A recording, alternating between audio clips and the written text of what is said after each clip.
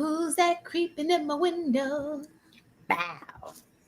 Nobody. Is it nobody now? It's so funny because somebody on Facebook said something about Future, between Future and Russell. I said, well, I've always chosen Russell's. I don't even know what Future sings. I cannot tell you, y'all. I cannot tell you one line from a Future song. Mm-hmm. I cannot. I remember a long time ago there was a post of the Amigos. Ain't it Amigos? And I was like, oh, Future. And I never forget. It's like, I know one of them, Future. They was like, that ain't no Future. Why I thought one of them was Future. The chat, the comments lit me up. I said, I'm not talking no more. I don't even try to pretend I know artists nowadays. I don't. That's a fact. All I know is the girl with the orange hair because she was in the Ben Affleck commercial. Who? Orange hair. What's her name? Not Sugar. Her name. It ain't Suki, is it? Hair. What's her name? The Suki Hana. So you don't know her, basically. No. You don't know her. No, I do. Give me a second. Her name is. It's not Sweetie, not the one in the Chris Brown song. It is Spice, Sugar Spice. Ice Spice? Ice Spice. Ice Spice. Yeah, I don't know her either. But if she dyed her hair, I wouldn't know her either. That's horrible. I know. I know Cardi B. I know Megan Thee Stallion. You say Megan Thee Stallion is usually Meg Thee Stallion, so you don't really know her either. Oh, they don't call her Megan? Nah. I do know watching old girl getting her soul tucked was disgusting. Who? Suki Hana. Who is Suki Hana? No, is this in the group chat? You know what? But Cardi B, I watched an old clip from Cardi B when she was on Love and Hip Hop. And I must say, she has made some, even though she's still a little wet behind the ears, she has made some major, she's grown a lot as a human being. She has. I don't know about that, but I said she's talking about in terms of being more public ready, I guess. What do you say, rough around the edges? She's still rough around the edges, but she's rough around the edges. But I do like her mothering skills. I do like her as her mothering skills. Like even though she seems to be very protective over her children. You know what I'm saying? I remember seeing a video where I guess her music was playing when the little girl walked in and she turned it off real fast. Mm-hmm. So she seems to be very conscious about things like that, and that's Well, there was a interview that she did, and the interviewer asked her would she let her daughter listen to her music, she said hell no, and then she was like, what about these other little girls? And she's like, well, I'm not their parents. That's true. I'm like, well, it's like Playboy. You kept it away from your kids, right? Even though you sneak in and go read the book. But they did try to hide it. Hey, you guys, happy Friday. Let's introduce our panelists for today. We have the APHD Mistaken. And then there's me, Shan Monet, and this is a Chic critique. Oh gosh, I wish JR was available because it's a video I wanted. It would have been a good brain. You know what? I can actually let you listen to the audio. Y'all want to hear the audio? If I can find it, if I ain't let it go, you gotta let it go. Let it go. Y'all know I love waking up on a Saturday morning to some good old music. Oh. I like waking up to something totally different on Saturday. Facts. What she was TMI. I, I know what that mean. I know what it mean when you scooching back. I know exactly what that mean. Her, she likes a back rub. No, she okay. She might like a back rub. All That right, so shoulder grab. we'll get into the topic. So mistaken and I, I'm gonna get straight to the thing. And I really wanted this topic to be called Let Them Go. Let them go. Let him go. Let them go. Let them go. And we're gonna start with the first video. We don't love these hoes anymore. Let them go. Let them go. Let me find the video. The video. You guys here on Fridays, we just do whatever we want to do. All right, let's see. Y'all know my ass bag. Here it is. Here it is. Here it is. Here it is. I already knew I had him because there was simply no competition out there for me. But let's just look at it objectively. You had this average Black American guy who now was able to choose between what he was dealing with before and somebody completely new. And let me tell you, the moment I stepped into that man's life, he really didn't know how to deal with my femininity because I was not loud. I was not screaming. I was not trying to, be louder than him. I didn't interrupt him because that's not something that I learned from home. If somebody would speak, and especially a man, you would let that man speak and then you would listen and then say whatever you have to say, right? So I was clean. I cooked. He didn't know what it was when a woman is actually in the room asking him, like, do you want something to drink? Before I got myself something to drink. Do you want something to eat? Before I started to eat my food, I would ask him, do you want to have a bite? I would come out of nowhere and just have a fruit bowl and just offer him some fruit. He didn't know none of this. So my husband, back then boyfriend, really thought this was a dream come true. He didn't know how to deal with none of this because all this me coming through, just being nurturing by nature, his peoples and his family didn't even do that for him. Like the family, there is no family unit. The average family, especially Black American family, has barely a family unit. There is no breakfast, lunch, and dinner at set times. And these are things that I introduced my husband to with my family. Can you imagine that impact that I had on him back then? So gentlemen, do not be afraid of traveling. There are so many more women out there who are willing to take care of you. It doesn't matter if they're young, it doesn't matter if they're older. They are willing to take care of you, willing to work with you, willing to be a part of your life. You don't have to deal with whatever you are dealing with back in your hometown because unfortunately, a lot of American women are lost in the delusional world that they are living in, and they don't even understand that they are going to be lonely for a long time, if not for the rest of their life.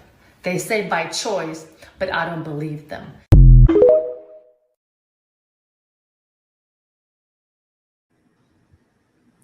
You know what this reminds me of? This reminds me of, they don't have this, so let me give them this. They don't have that. Most Black people have families. We got family reunions. We got families. Now, we may not sit down for breakfast, lunch, and dinner. She got that part, but we got family. And there are some things that I think that African American women should work on. And maybe that's a person that she's never come across. I mean, he's never come across. Mm-hmm. But to say that Black men don't have women that cater to them, that means you don't have a woman who loves you. That's what that means. At the end of the discussion. Because a woman who loves a man, no matter what the race is going to cater to the guy. That's just I think that there's different ways that people are accustomed to loving, and she might be or might have love towards you, and she might be feeling you and stuff like that, but she might have a different idea of how the relationship should go. So her catering might not be the idea like this woman was talking about. And a lot of brothers are arguing like, hey, these women can cook, they can clean, they just don't. So, and they're not willing to learn. They don't want to learn. They just rather get everything, you know, outsourced, just like men. A lot of times, us men, we just want somebody else to do the yard and take care of some of the household like maintenance duties. But they're just like, I just think that I don't think it's far fetched to be like, hey, listen, there are a lot of women here in the US that don't care about catering to a man, even if she loves them. And, you know, brothers is deciding to go elsewhere. This my take on that was just go ahead and love your black man, cater to your black man without the need to put us in your mouth. I think for me, that is the biggest thing with these themes. And I think part of that goes into this, like how they say, this whole gender war thing. And so now you have outsiders choosing sides, so to speak. And like, and the if audacity to do so. Like, who are you, baby? I'm sorry. yeah, Did like we you're not the competition. I mean, in my opinion, I don't think they're the competition. I think the competition is among the black women. That's why we keep saying, well, not me, but you know, I'm including myself in the overall black woman group, because I'm not looking for nobody. Um, but the idea of the competing against each other, right? So I mean, because stats show that majority of black men choose black women.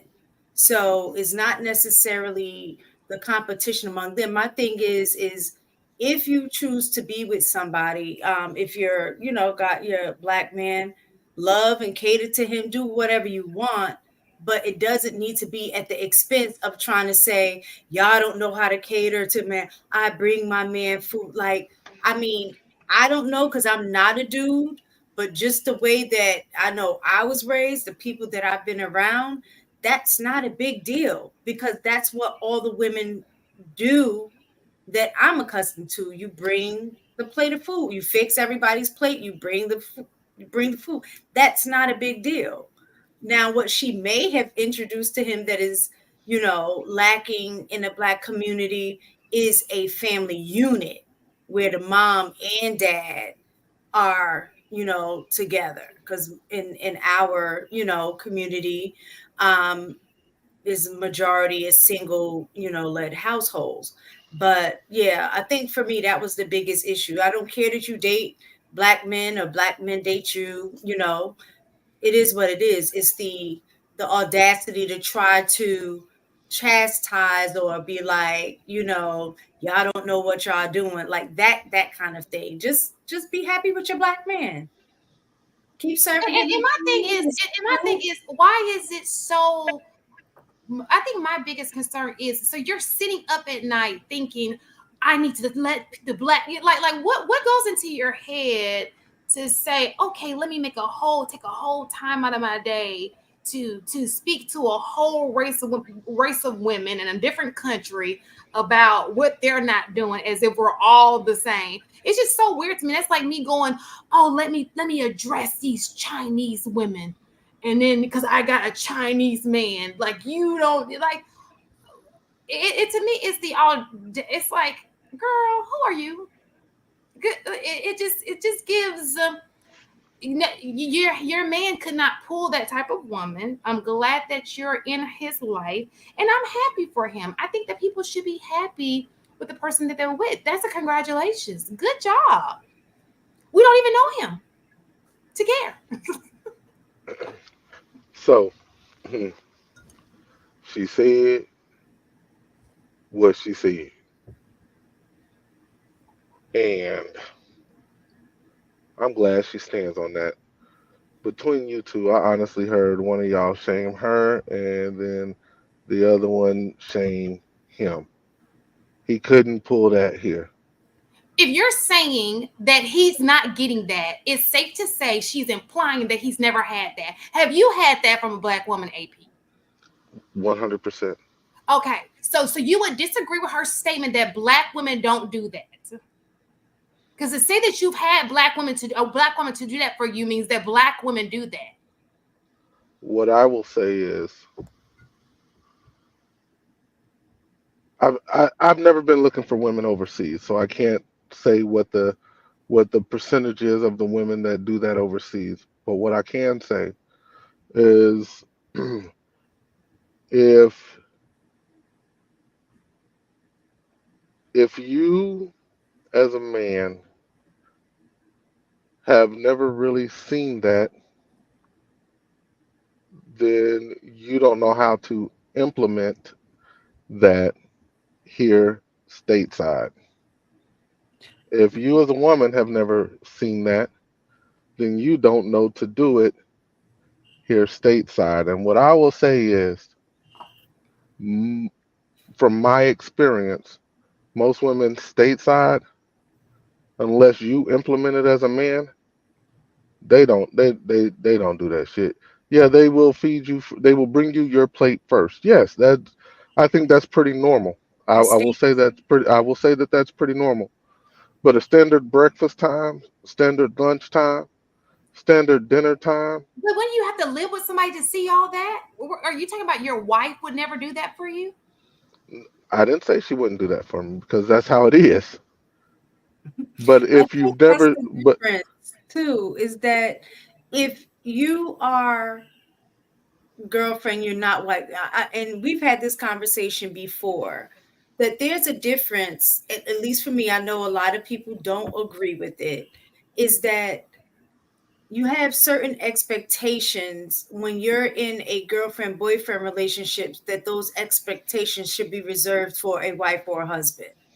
And I think that's where the confusion comes in, is that there's this expectation that I'm supposed to treat you like the husband and you're supposed to be treated like the wife, when I don't have that title. That's not where we're at. So, not to say that at times I can't cook you dinner and bring your plate. I don't think that that's the problem, but I think it's the expectation that that's going to be our routine, when I think that is reserved, that level of care, in my opinion, is reserved for a relationship at status as husband and wife. So, I mean, I know I that that's what y'all expect, but I don't think that y'all should be expecting that. But I think I that disagree. I I, disagree too, because I'm gonna tell you, if my guy spends the night over here, I'm going to wake up and make him breakfast. It's just That's why I nasty said to that's do. different. But are you expected to make him breakfast every day? I don't live Breakfast, with lunch, him. and dinner. I'm not. If I don't live with him. That's my point. That is exactly my point. My thing is, we're cohabitating, pretending that we're married and have expectations of a marriage, but not being married. My thing is that I don't think we need to have those expectations, because it will never, well, I ain't gonna say never, it rarely leads to marriage. And so you're just stuck in limbo with these expectations that's supposed to come in a marriage. And then when the person don't do it, you'll say, oh, she sucks or he sucks. But they shouldn't be doing that to begin with. Like, I wouldn't expect anybody to be paying all my bills, or things like of that nature. So the level of nurturing that you're looking for in a boyfriend girlfriend relationship is not the same level of nurturing that you provide your husband and wife. That's just my if opinion. Let him finish his statement. Go ahead, AP. I'm just gonna bounce off of Miss Taken real quick. If I'm gonna show you that I'm a husband, you sure as hell are gonna show me that you're a wife. But how do you do that That's though? that's it. Really depends, right? So for me, my my goal at first was to teach. Mhm. I believe that is a husband's goal, is to teach and to teach continuously. Also, when I think of protection, I think of more than just the physical protection piece. Now, if you're going to show me you're a wife, you're going to listen to my instruction. I'm not going to put you in harm's way. You have to trust that I'm going to do the things that I'm putting you in the best position to be successful. And if we are in the same house at the same time and we're eating dinner together and you're going to do, my expectation is for you to bring me the plate, especially if I provide the meal.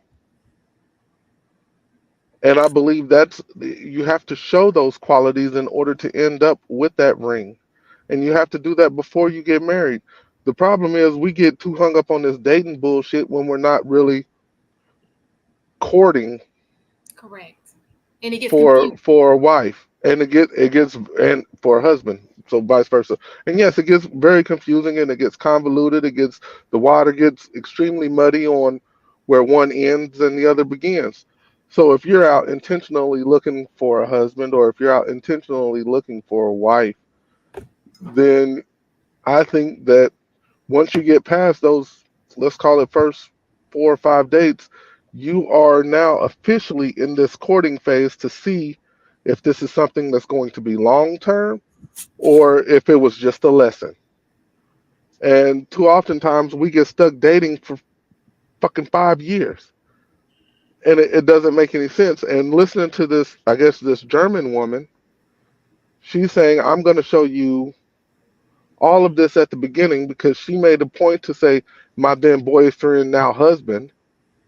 She's showing you who she is, what she's going to do for you from the beginning.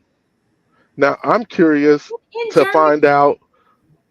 I in think she Germany, she was. said West though. Did she say the West? She did say the West. Mm-hmm. Did she not know she Yeah, took to the West? she forgot she in Europe. I'm gonna let it go. Um, Or maybe she's here in the but States and she's German. my biggest thing is I'm curious to know how she was able to determine that he was husband quality, considering she stated he had never seen any of what she offered. How was her transition? How did she know that he was going to be a good husband for her? She Well, knew, he figured out early on that, like, yo, this is dope. I've never gotten this before. Whoa, what the shit is going on? What was see, her transition like? that was the thing that I was going to say. A lot of times we choose based on our trauma or lack, right? So, if I think I'm doing, so if I've never had, let's say, a dude take me on a date before, or put money in my pocket, or, here, go get your hair done, right? I never had that. The dude that does that, I'm gonna be like, oh, he's a good dude, because I'm comparing him to the lowest of the low in terms of what my experiences were, right? I never had a dude to do that. So anybody that does that is going to look a hella better than anybody else, right? And so that is one of the things that I wondered.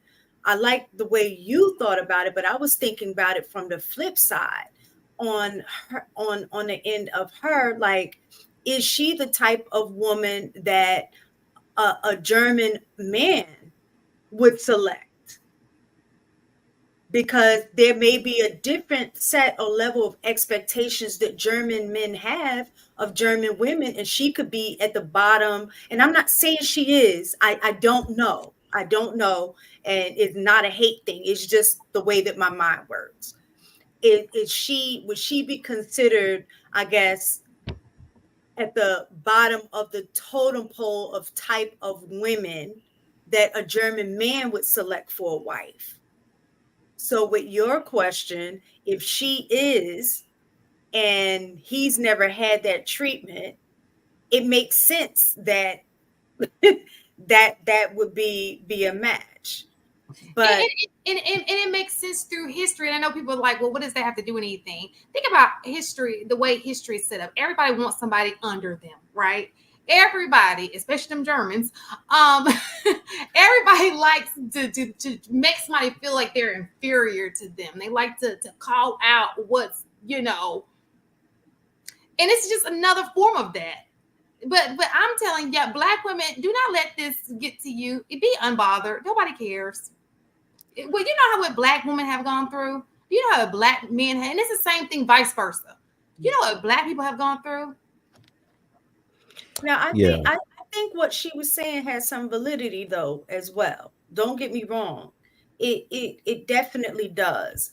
But it should always be in conjunction with the expectations that you should have For sure. of the man, you know, that you're seeking. And, Like, and I would agree that and you have to meet your man where he is, because what's important to one man may not be important to another man. You know, I you know, in the few relationships I've had, I can say the guys I have been in a relationship with are very different people. Their expectations are very, very different. You just have to know, because there are some men who say, I can outsource that. I need you to be able to count this money, balance my statement, you know, so we can get this business popping, you know. So people have different expectations for what they want in every relationship. So you just have to know what works best for you. Go ahead, HT. I apologize. Yeah, I just hate the argument that women are inclined to remove wifely duties in the preliminary period, but men are expected to give husband qualities throughout the What entire are process. they though? The but process is they don't. They don't. they do. They So what provide, are they they, HT? Give me protect. a legit, tangible husband quality that men are expected to do in a relationship with a woman, that they're just having, like they from the bat. They're expected to provide solutions and actually listen to you and help you level up. They're also expected to pay and protect you physically and mentally. We How if they literally don't do live with all you? of the things that you want us to do before we even decide that you're even anything to us. So let me ask Like, you a question, HD. You were talking about some women you were dating earlier. If those women called you right now and said, "I have a flat tire," you gonna stop what you're doing and go jump in the road? Or if they say, "Oh, my roof, something is on my roof. Can you go up there?" You gonna go up on their house, on their roof, and fix whatever it is going on? yes. Because the thing is when you actually care about people and you actually are a person of integrity and character, you will do things most people do not do. A lot of people do not have character. A lot of people don't care about people. They care about themselves over other people. But in spite of that fact, women still want you to be a husband to them, even if they won't be a wife to you. So you let me ask you a question, another question. So you paying bills?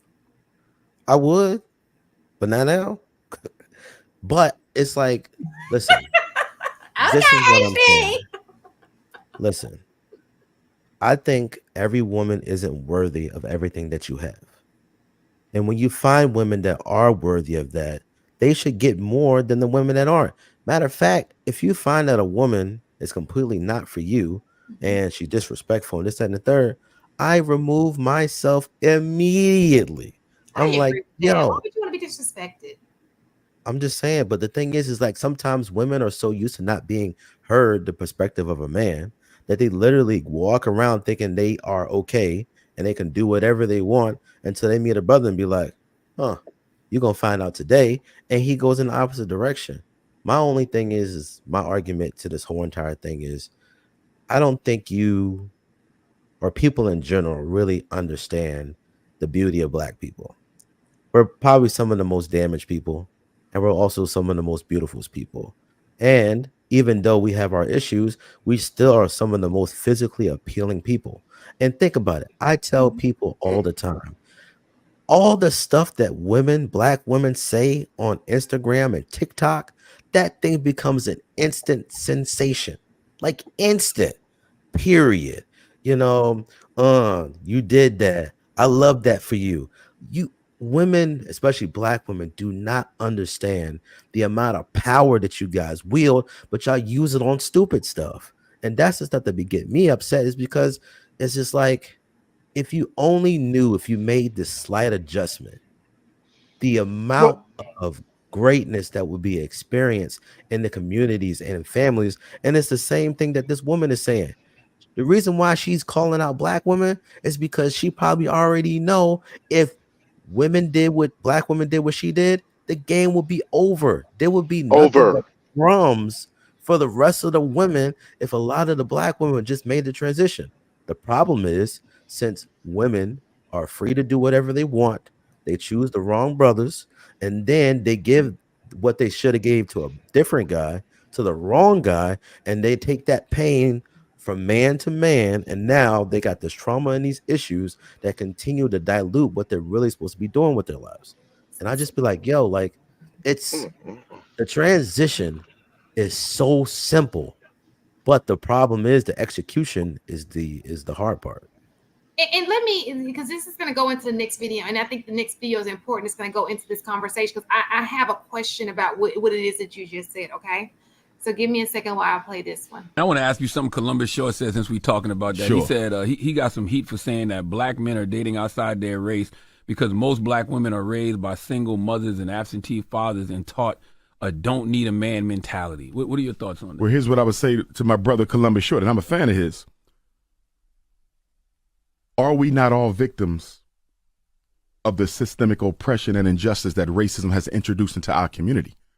So just as you have black women who didn't grow up with their father, you have black men who didn't grow up with their fathers or their mothers. In other words, why is it acceptable for the black man raised by a black woman without his dad to reject a black woman raised by her mother without her dad? I think sometimes black men can be guilty of a double standard where we want a perfect offering when we ourselves are not a perfect offering. And to that point, I think black men need to recognize the fact that one of the reasons we have so much conflict with black women is because we don't operate on a masculine platform with our women all the time. We tend to operate on a female platform. For example, when a woman gets angry, rather than you trying to understand your queen non-emotionally. So you can't have both people in a relationship with a low emotional IQ. Because if both people in a home, if you and your wife both have a low emotional IQ, if you and your wife both have a low emotional IQ, y'all going to argue over everything because nobody says,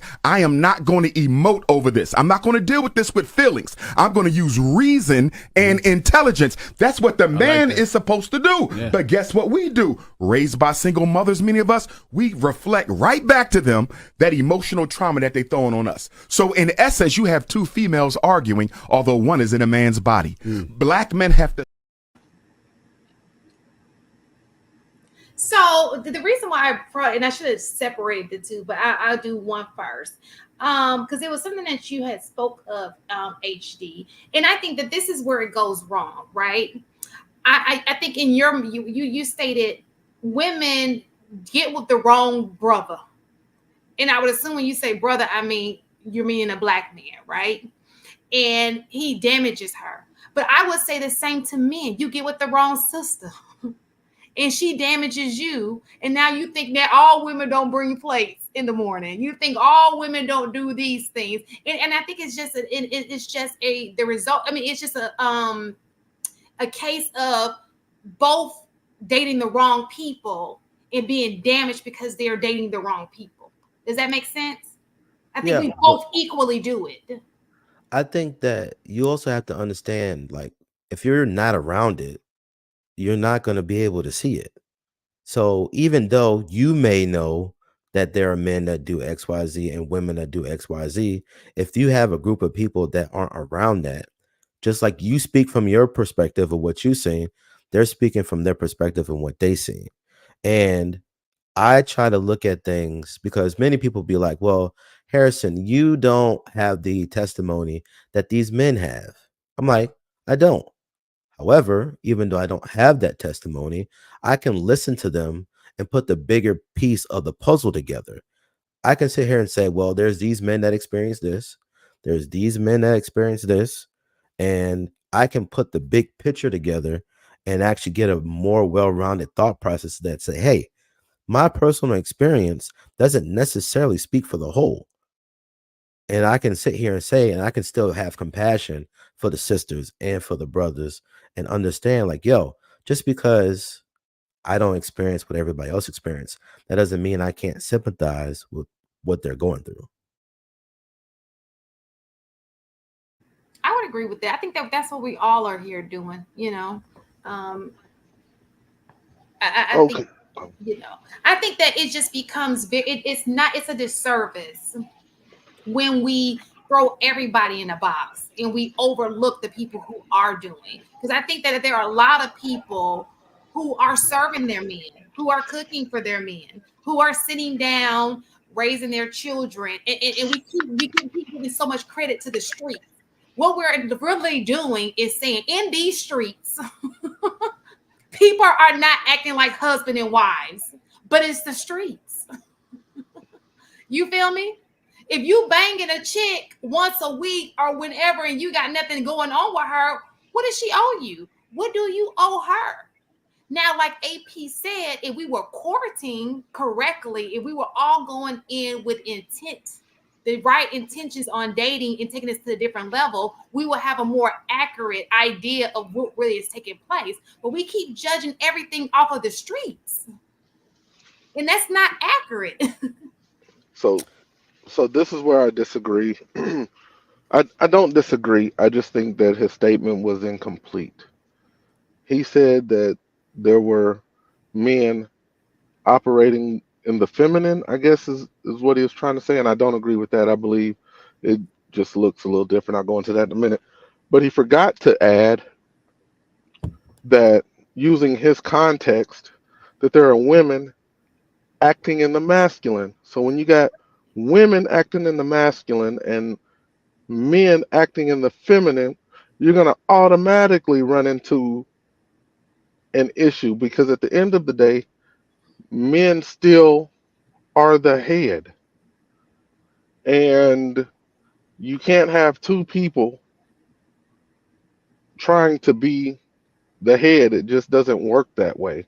So I just think that he didn't complete the statement. And I would say that's where the he does. I just stopped. okay. Yeah, he does mention that it makes her become more masculine, and it's so funny that you say, because we hear that a lot in these spaces. Why are you so emotional? Well, because she's a female. If you don't want her to be emotional, then you're asking her to be more in the masculine. And I think a lot of people don't understand that you're trying to take the emotion out of. Now you can be emotionally intelligent and kind of hold back and just control the way you're saying things, but women act on that we're emotional creatures, right? So to tell a woman to stop being emotional is like saying stop being a woman. That's like me telling a man stop being logical because you're a man. You're supposed to be. And see, and that was kind of the point I was going to get to, because what I don't think is, I don't think men act in the feminine. And I don't think women act in the masculine. I think that women are overall more emotional. So when when they perceive you're not leading properly, it's going to come off as extremely masculine. But basically, it's just them being emotional. And when men are being emotional, it's it's more, or it comes out heavier, I'd say. I don't think it's them being feminine. It's just them being deeply emotional. And I won't say that's a man being. I used to, and I listened to Ali, and Ali made a lot of sense to me. I don't think that men or women operate in a feminine, masculine opposite. I don't think that happens.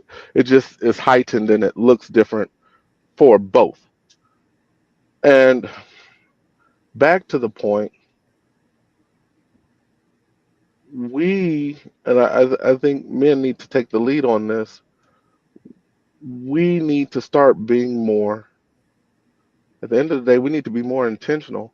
And a lot of that other foolishness will stop if we are being intentional, if we're willing to drop women because they're not moving the way we want them to move, and stop being mesmerized by the box, because sometimes that box will wrap you up a little bit, and we got to be willing to say, you know what, nah, sis, this ain't the way it's going to be, and if this is the way you want it, thank you for your time. And I think vice versa, and I think women need to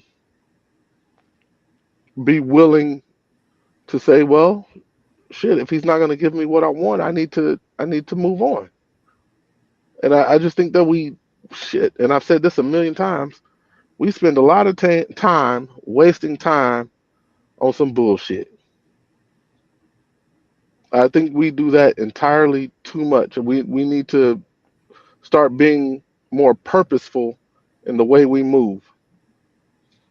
And I'll stop talking there for a moment. I was gonna say, like, I agree with AP, and I've said this before about this idea of masculine, feminine, this kind of stuff. When I just think a lot of it is just human behavior, right? So a man arguing with a woman, and I know, people will disagree, and I'm okay with that, but I don't necessarily think that it is feminine to go back and forth. I think it's immaturity, right? So Mm-hmm. so I think, we're labeling things. I would say we're mislabeling things because we're trying to place a human expression or human experiences in a box and say only this group can do this. And if the other group do that, then that makes them masculine. Only, and vice versa. And so we pigeonhole people into only being able to be who they are based on what societal standards say. This is what you need to be. This is what you need to be. And the problem with that is what we deal with now, where men are feeling like they can't express themselves because that's too feminine. So they never learn to develop their emotional IQ because society tells them that you're not supposed to, understand this or do this. That's what women do. You know what I'm saying? And then vice versa. If there are women who are very adept at problem solving, they're go-getters, they're goal-oriented, then society is say, oh, you're acting too masculine. That's just her makeup. You know what I'm saying? And so those are the things that I get frustrated with, because you don't allow the person to uh, be the full expression of themselves. And I'm not saying that there isn't a way to develop certain things, like needing to reel things in. Like when you're arguing, like I said, going back and forth is not a male female thing. It's an immaturity thing. Even if a female is emotional, there's nothing wrong with being emotional. You're built like that. If a man is emotional, I don't think it's a masculine, a feminine thing to be emotional. It's when either or gets overly emotional is the problem.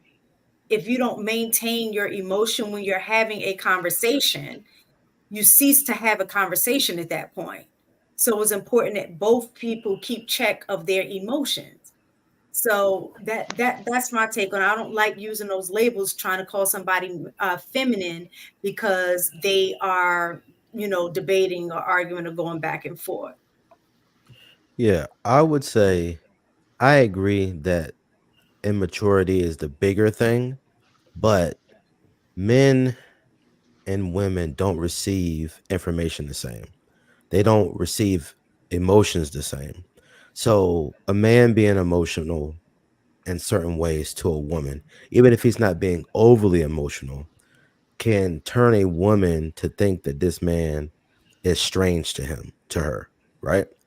But when the shoe is on the other foot, when women are being quote unquote overly emotional, we just say that it's annoying, but we can deal with it a lot better because of the way that we're wired.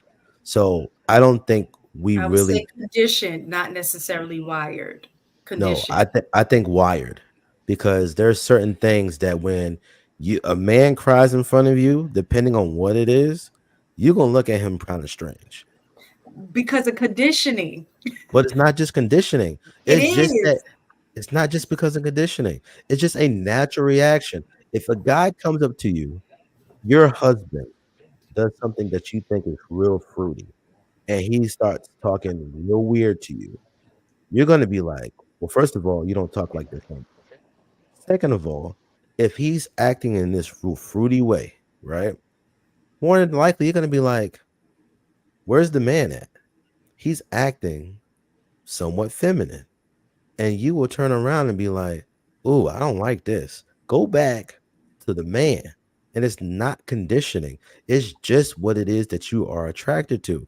There's just natural things that's I in think that you. can still be in a conditioning. It Not is conditioning. because men are taught not to cry, right? So in essence, even though you all are taught not to cry, the other end of that coin is that women have the expectation that men don't cry. So we're buying into that same conditioning. So when that happens, we're also conditioned to understand masculinity the same way that you guys were conditioned to believe what masculinity is. So if you're taught not to cry, we don't expect you to cry. We're taught not to express your emotions. On the other end, we're understanding that men don't do that. So both of us are getting the same condition. And so, yes, of course, I'm going to feel some kind of way if I believe that men don't cry or express their emotions. And then you come to me as a man and you're boo-hooing about something and then just, oh, I just feel and da, da, da, da.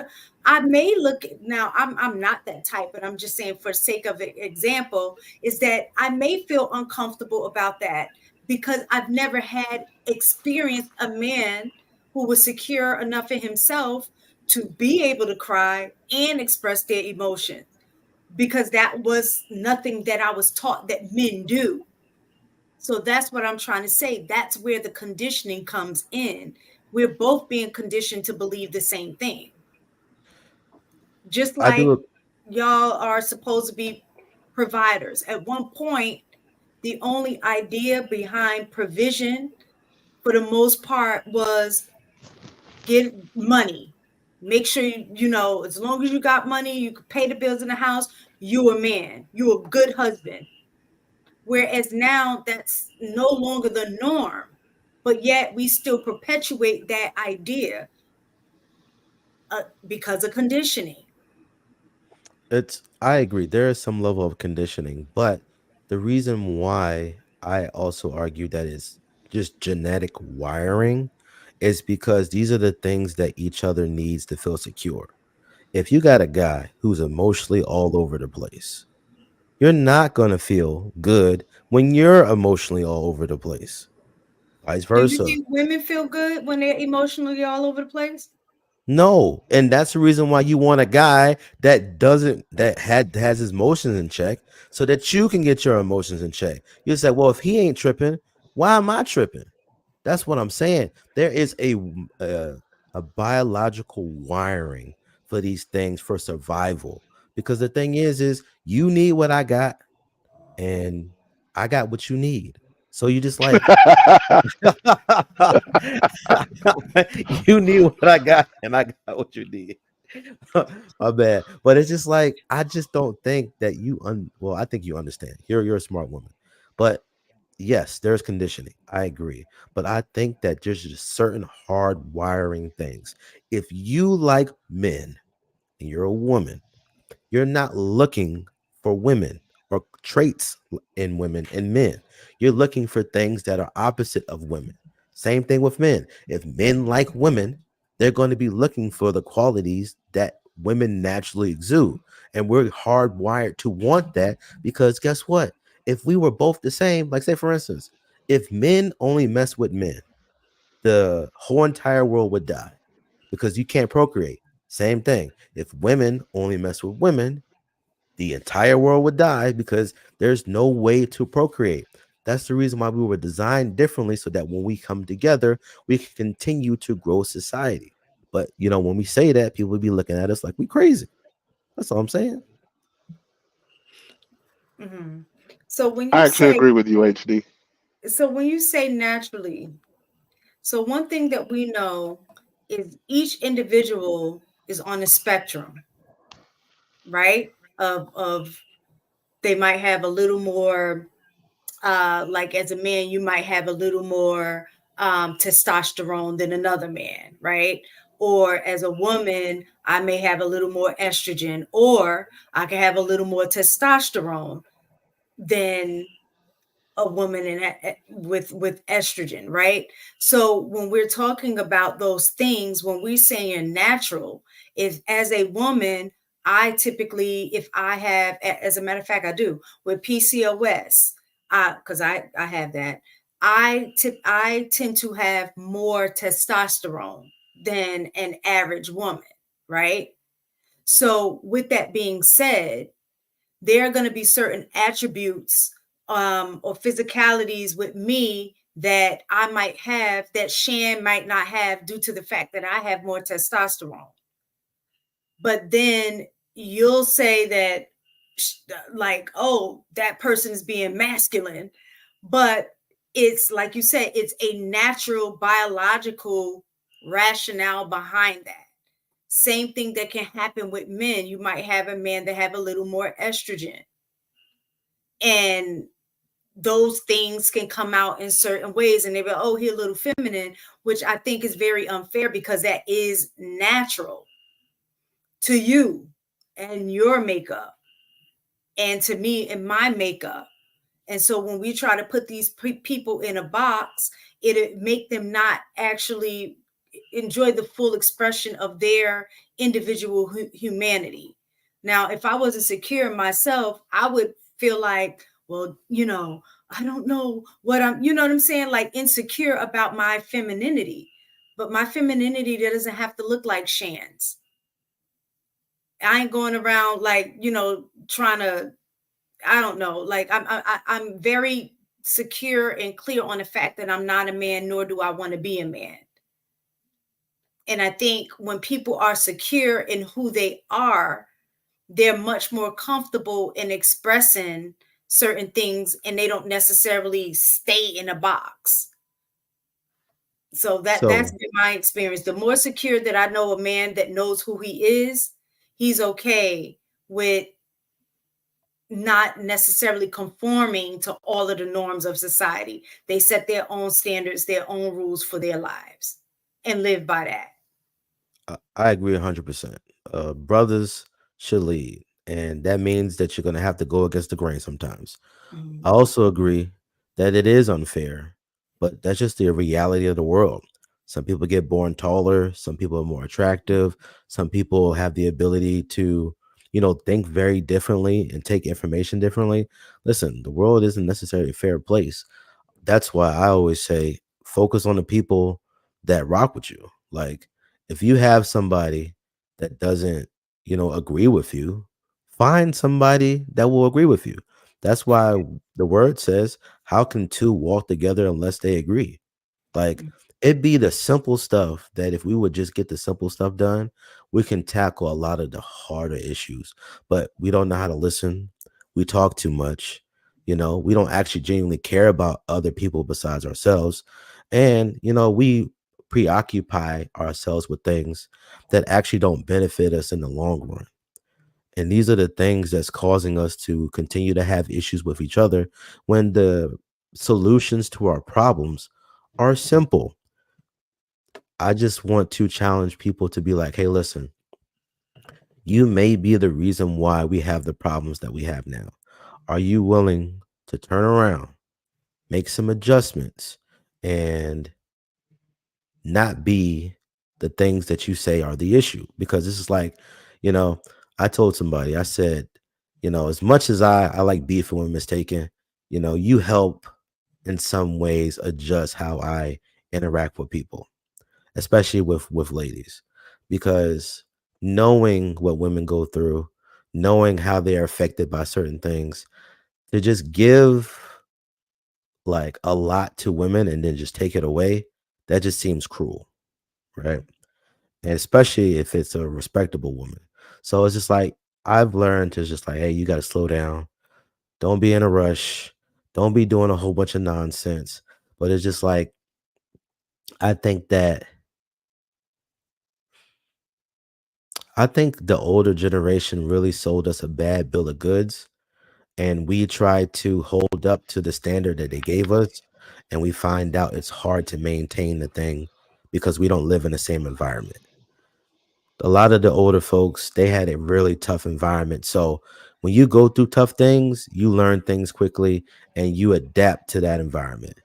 This environment isn't really conducive to building a lot of the skills necessary in order for them to maintain a lot of long-term relationships, in my opinion.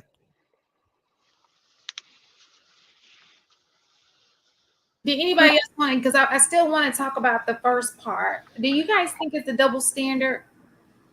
Do I need to repeat? Do I need to play the video again?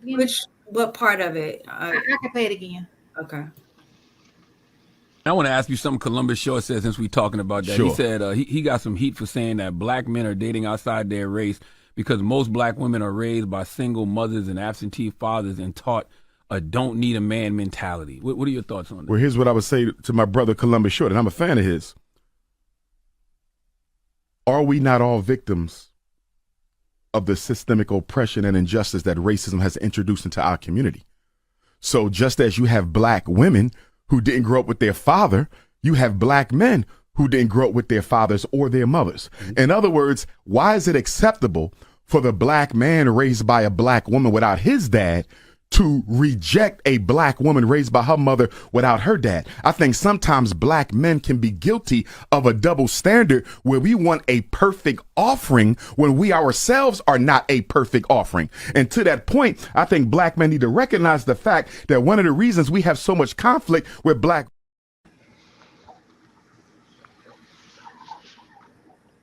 I personally do not agree that majority of men don't want a quote unquote perfect offering.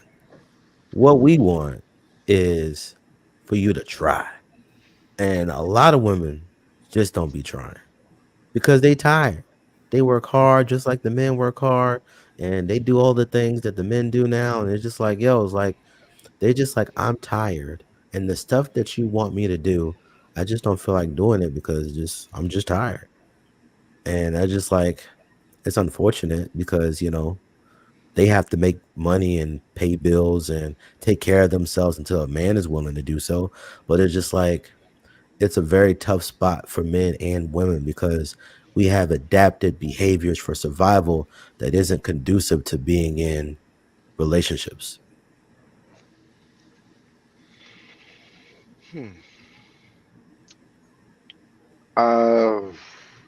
Yes, there is a double standard. I didn't want to admit that. There is a double standard. And I wholly agree with what HD said. I wholly agree with it. But before I continue my answer, ladies, what do you regularly ask from your man? Time. That's it.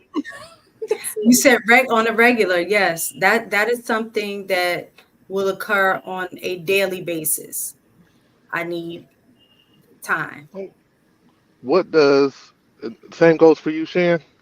Yeah. What do you ask of your man? I mean, what does your man ask of you regularly? So there are things that he has made very clear that he likes.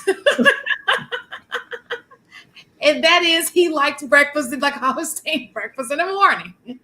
If he has to go to work, he likes his lunch to be, and so those things, I usually have like a lunch box in the refrigerator, when he goes to lunch. Yeah.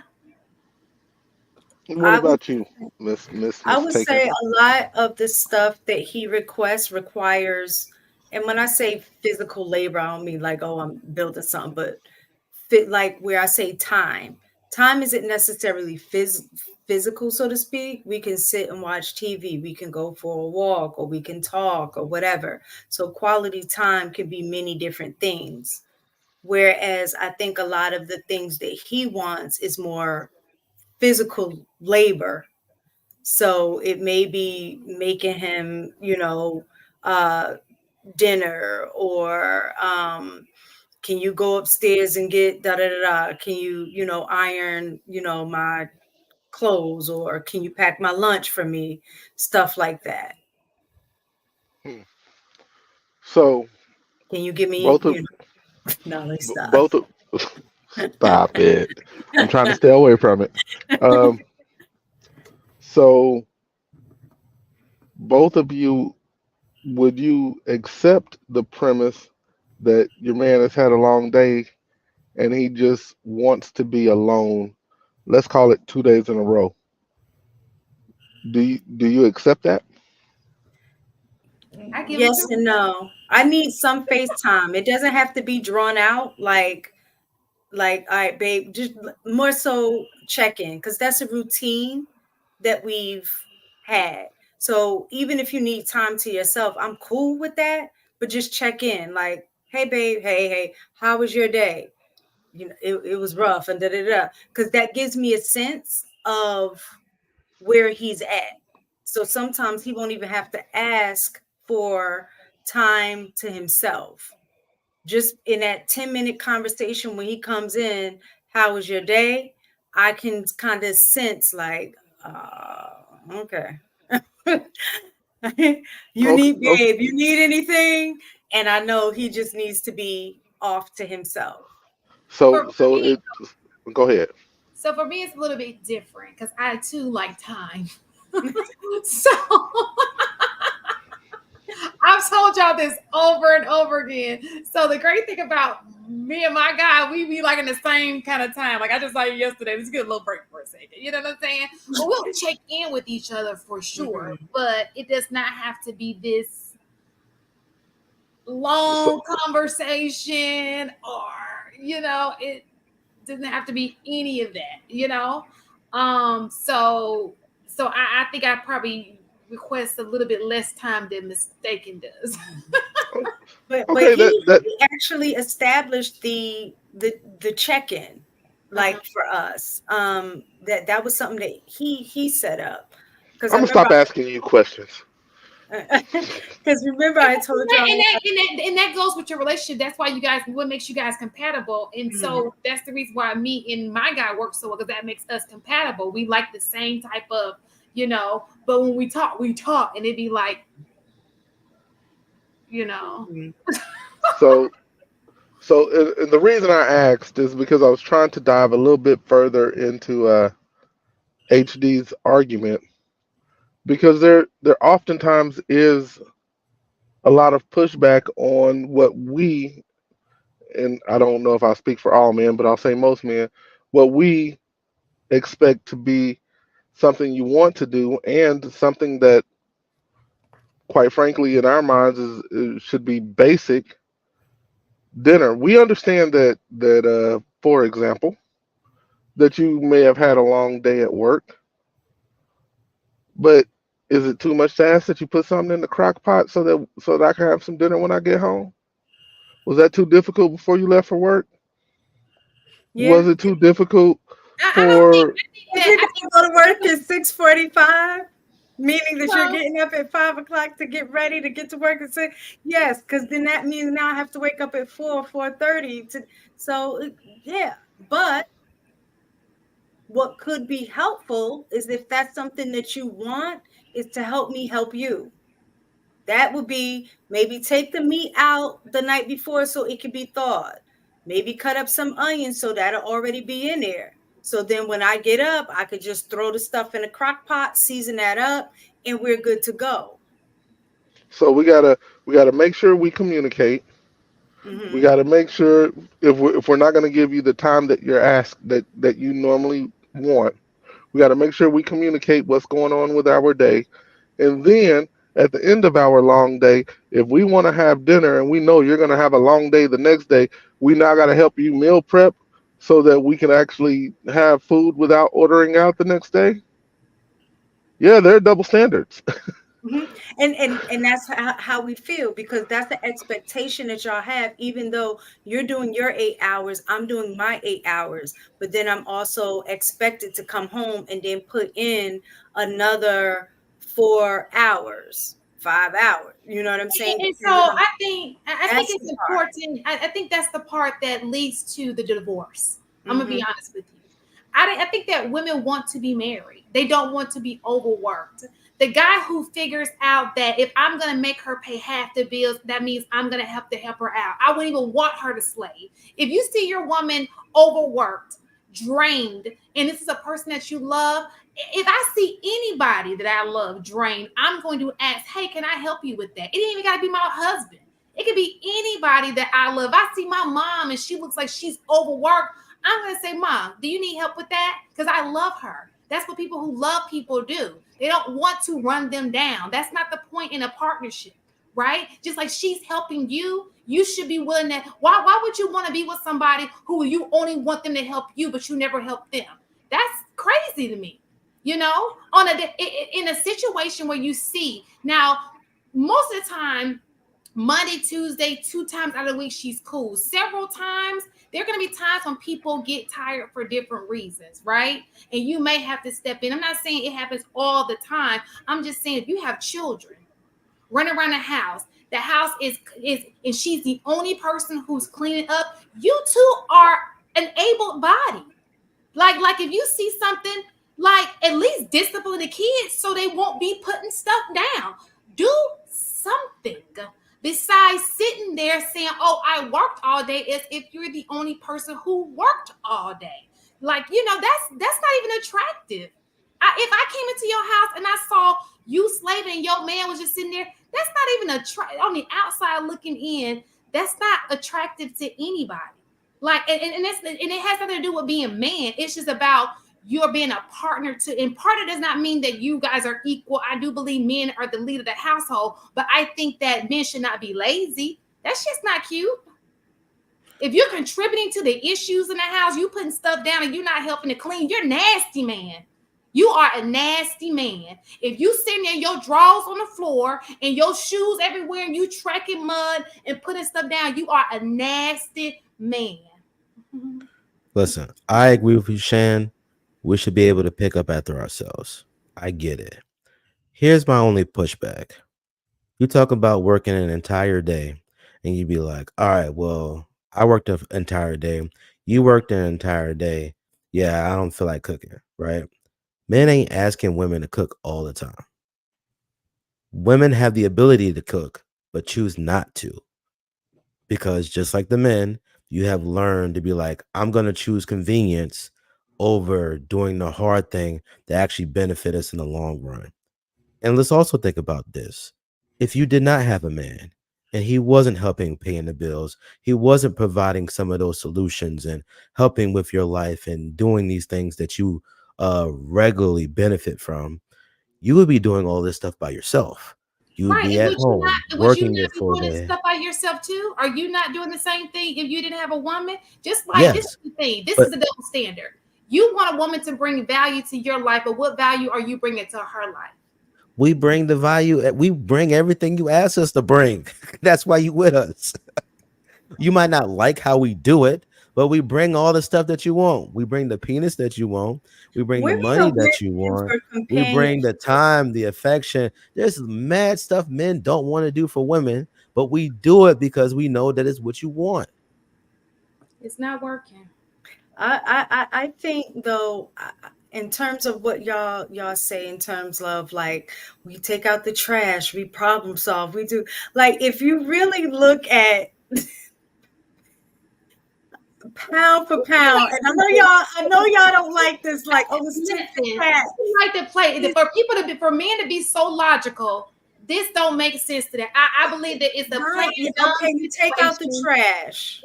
Okay, how often are you taking out the trash? Let's keep it real. Trash may get taken out maybe every other day. And for how many minutes does that last? How many minutes does it take? Hold on. Then you say you wash the cars. Are you washing the car every day? That's something that might happen once or twice a month. You're cutting the grass. That's seasonal. Like and I'm not saying that those things aren't appreciated. Don't get me wrong. It is. I would rather not have to take out the trash. So the fact that you do it every day, every other day, means I don't have to do it at all. So that I'm not remiss on that. But what I'm trying to say is that those responsibilities, a lot of your responsibilities are not daily responsibilities. And I think that's what women are saying in terms of the balance and expectations of those things. It's not that we have a problem doing it, but like HD said, the expectation of those things to be done every day. Now, I must say, as we have progressed in our marriage, those things are not an issue as much as it was in my younger years when we were together, because I was working just like him. And I know some of the comments were like, man usually work harder than it. That wasn't my case. My husband had his 9 to 5. I had my 9 to 5, and I was going to school, and we had a young son. So all of those responsibilities fell on me. And so because I'm trying to live up to this societal expectation of what society says that men expect. So I was still coming home, giving baths by myself, to my son, cooking after coming home from college or whatever, and still had schoolwork that I had to do, and work, because as a teacher, even though it's supposed to be a 9 to 5, you're still bringing stuff home to grade, all of that kind of stuff. So it was a lot. So was there resentment? Absolutely. The nerve that you have expectation that I got to cook every day. You know what I'm saying? So I think what changes is having those conversations. And I think the resentment was unfair on him because he didn't necessarily know where it was coming from. Even though in my mind, I'm like, you should know. But that's where those conversations need to occur. So now that, we're kid free now, but when the kids left, because one thing that I do know about men, and this has been consistent among not just in my household, just in speaking to women, is that men have a tendency to, if y'all have kids, will offset their responsibilities so they don't have to do anything. For example, garbage was, my husband, but what did he do? He trained my son to take out the garbage. So now he's not having to take out the garbage. Mowing the lawn. My husband used to do that, but then guess what he did? He started training my son to mow the lawn. So he prepared your son to be a man? Yeah.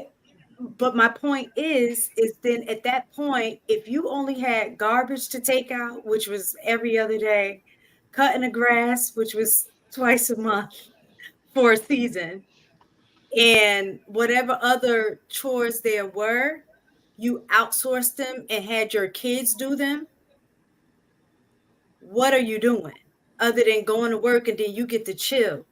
But as the mom, we got to manage all of that.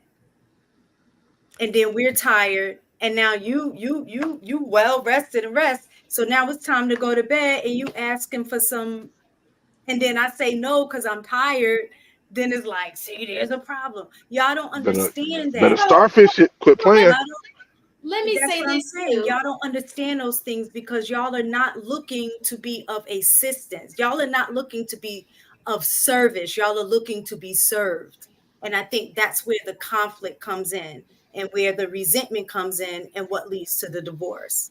And let me say this too, and I think it just piggybacks on, and this is obviously if you're married, this is not your situation, but it gives you an eye on why, and this is not everybody. Some women don't mind doing all these things. I want to make that very, very clear. But that's why you're getting into this whole new environment or new era of, if he don't got money, then because I'm not, you're not going to overwork me and expect this. Women do want to be in the kitchen.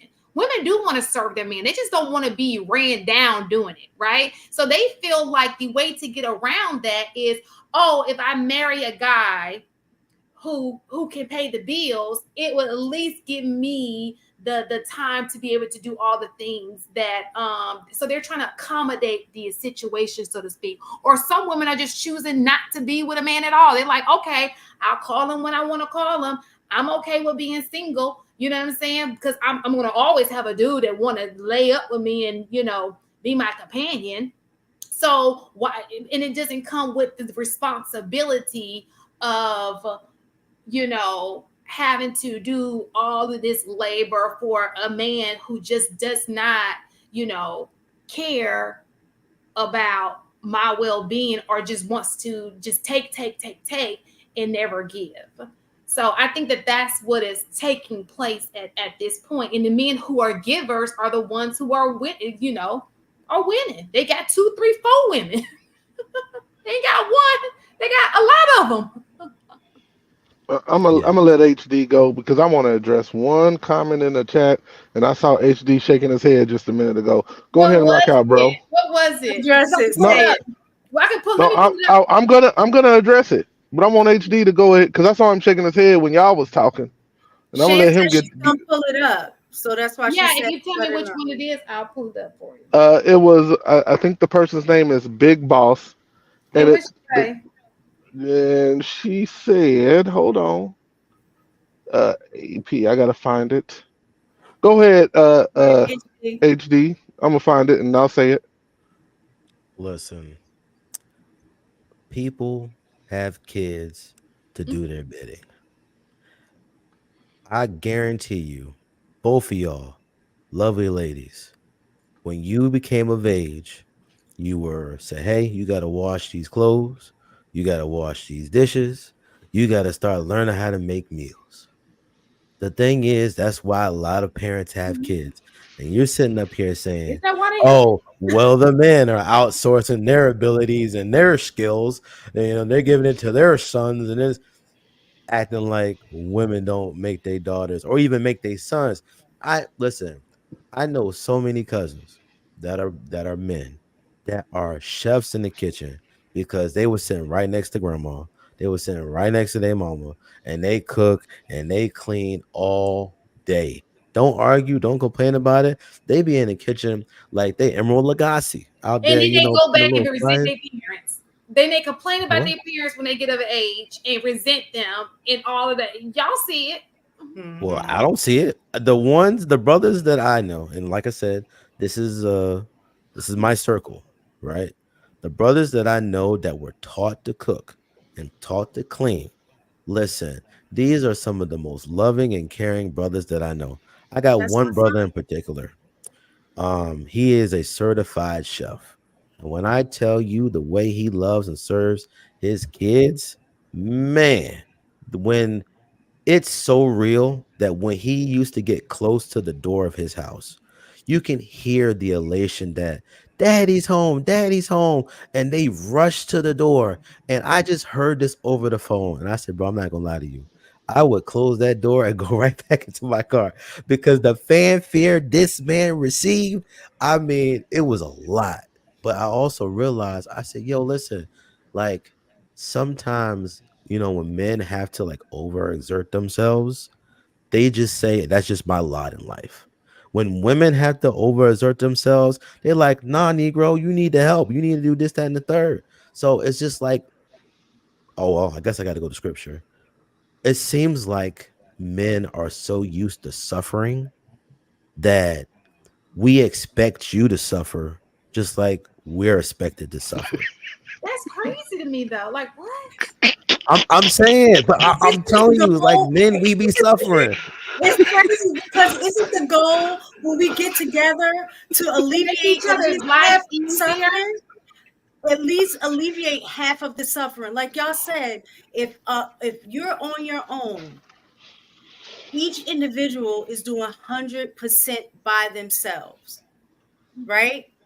So when we get together, it should be, well, at least we alleviate 50% of those responsibilities that we were doing by ourselves. But what it ends up seeming, and I know I'm clearly only speaking from a woman's perspective because I'm not a man, I'm not in your head. I can only go by what I've experienced and what I've seen is that the woman ends up taking on more when she gets married. And especially when you add kids into the mix.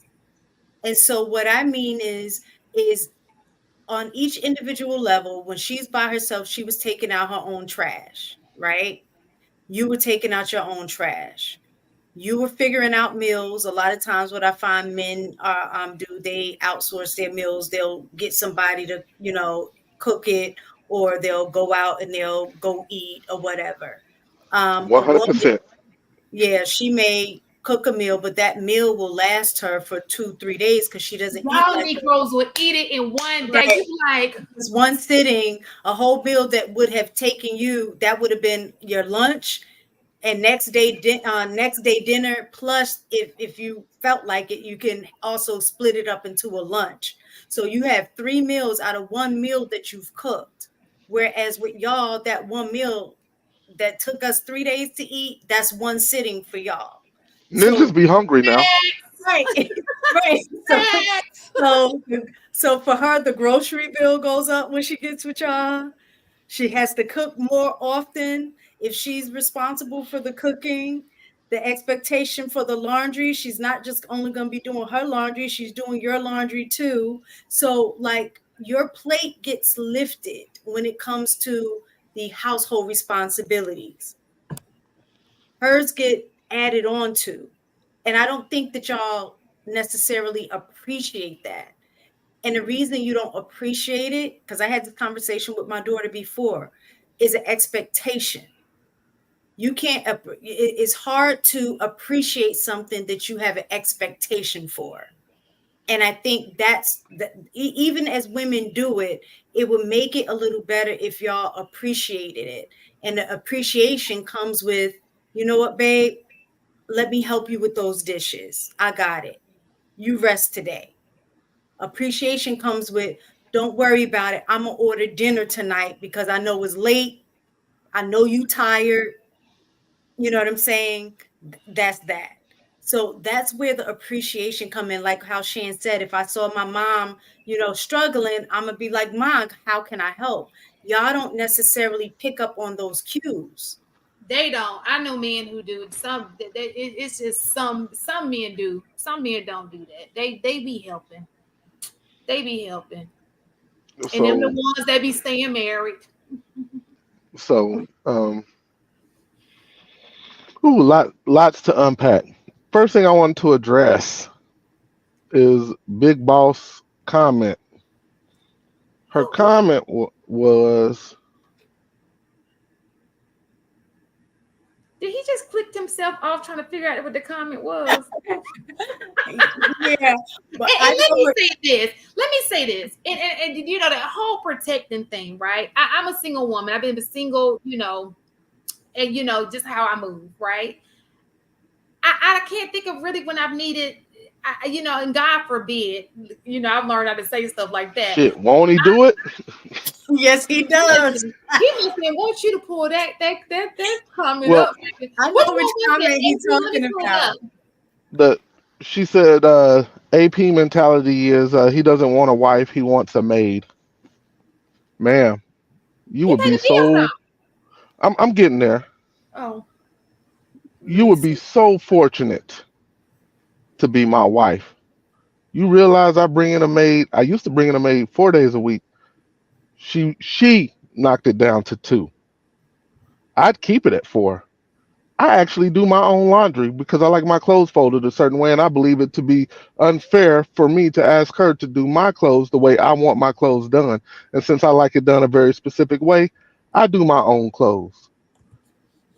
We used to have meal prep. She canceled that because she wanted to grow a garden and she wanted to make sure that we ate properly.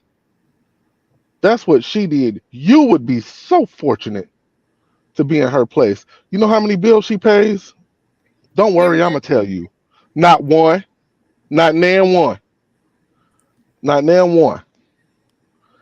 So, you would be so fortunate. So, until you understand, you just making raggedy ass statements from a raggedy ass woman who has never had a man treated the way a man is supposed to treat a woman. So enjoy your life. I said what I said. So speaking of talking about helping out, y'all are right. There is a level, in my opinion, where men should help out. He should be able to know his wife or a girl or whatever they are well enough to know when she is empty. With that being said, there are still expectations that are in the home that need to be done, whether it's daily, bi-weekly, monthly. Those expectations need to be met because you set those expectations early on in the relationship. Miss Taken has already spoken about it. She said that's what he decided on. We talked about it, and that's what works for us. That's how you have successful relationships. You said all of that right out the gate, and either you choose to accept it or you don't, but you don't waste any time when you know that that is not something you can keep up. If you really want to know what my expectation, how I think about Don't relationships. start now, won't be done. Well, there's a caveat to that. And the reason I say that is because sometimes you think you can, like if you've never have, and you're like, oh, okay, I can do that. If you never had kids, you don't know that right kids until will you run actually you down. get in it, and then you realize, like, whoa, this is a little more than what I anticipated. So there should always be room for renegotiation or conversation around that.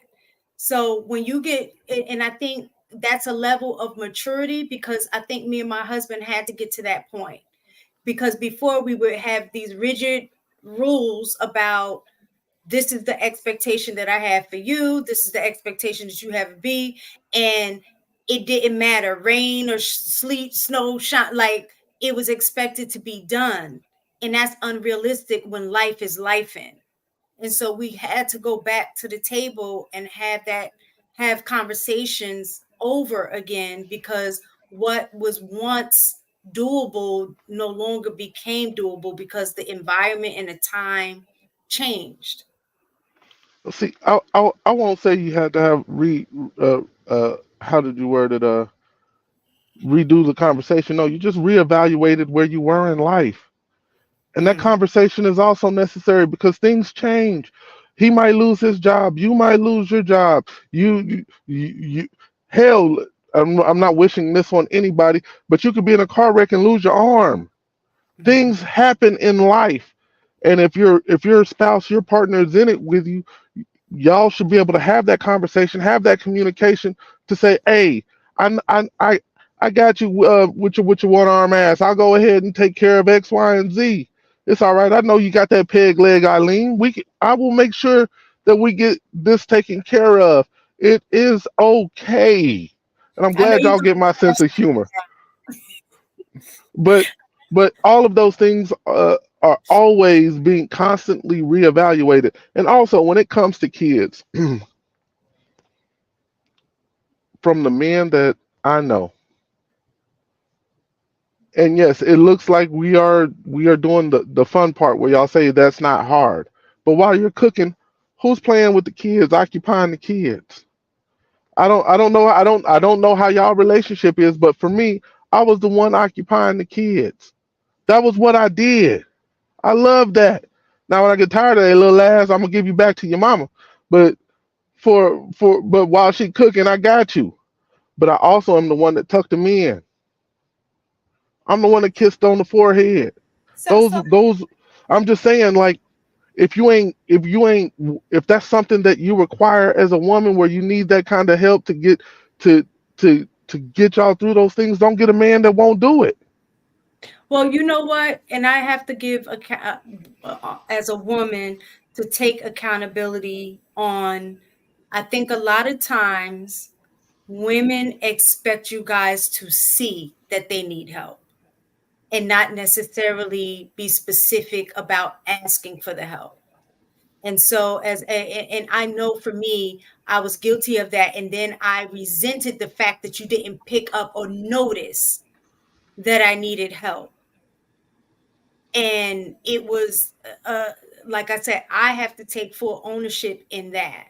But once I express that to you and I'm specific, and then it still doesn't happen, then that becomes a problem. But for me, it was definitely like, why should I have to ask him for help? Doesn't he see? Doesn't he know I'm working? I Doesn't think he that know I'm AP, going to school? Doesn't he know, TJ needs a bath? Like, those are things that could have already been taken care of before I even got home. I wasn't getting home sometimes till 9, 10 o'clock at night. And I'm like, I I'm gonna still tell you the have truth. to I'm and gonna tell bath. you the truth. The fact when y'all get that shit all done, that's what we call, man, she a bad bitch. Golly.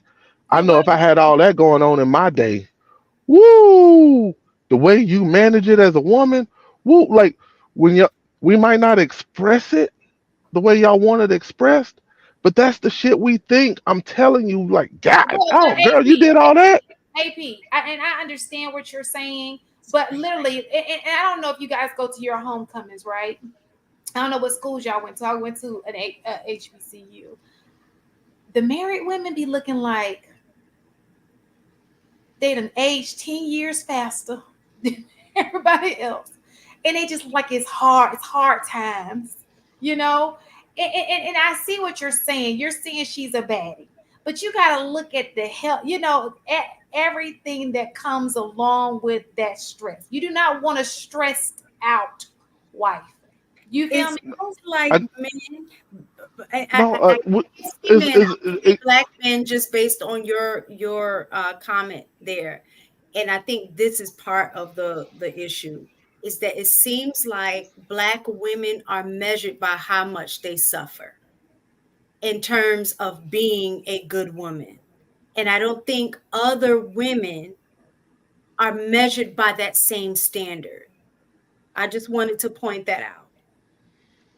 I That's a don't good agree conversation. because the thing I don't is agree with that that either. I think that because I think that this will be an argument that both men, white, a lot of women, especially in the West, have about period, right? That's their argument. I think that that's just their argument. They overwork, they go to job.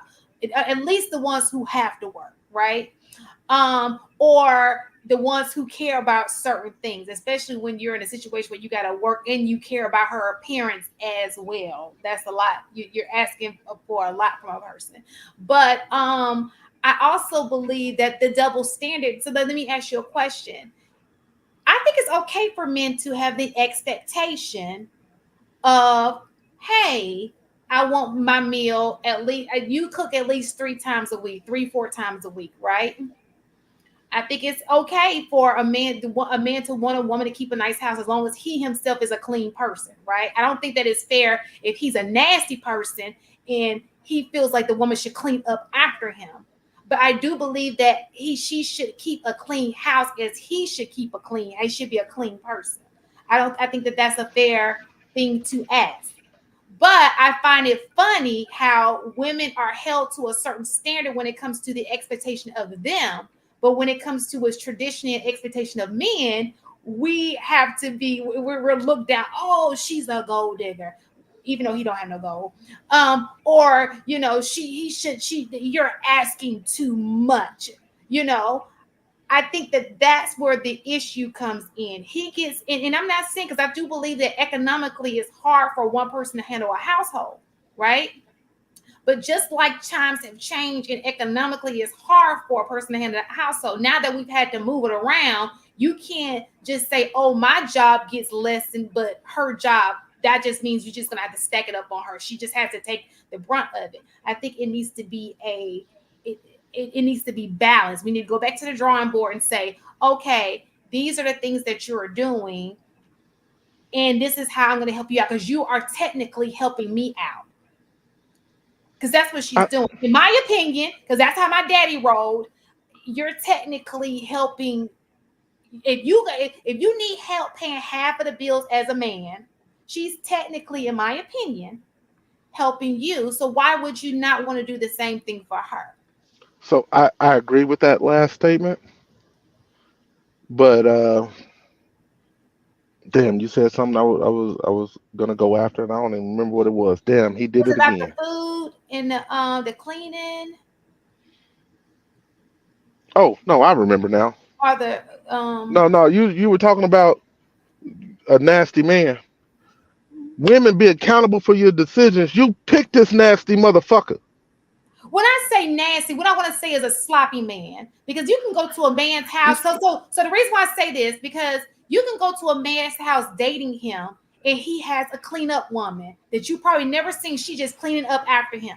Right. And so then when you move in with him, you realize, oh, you had a woman who doing this for you, and now you want me to do it. Or he knew enough to clean up before you came over. Because it's Exactly. not, You know, it's people not be that they don't know how to do it. It's not that they don't know how to do it.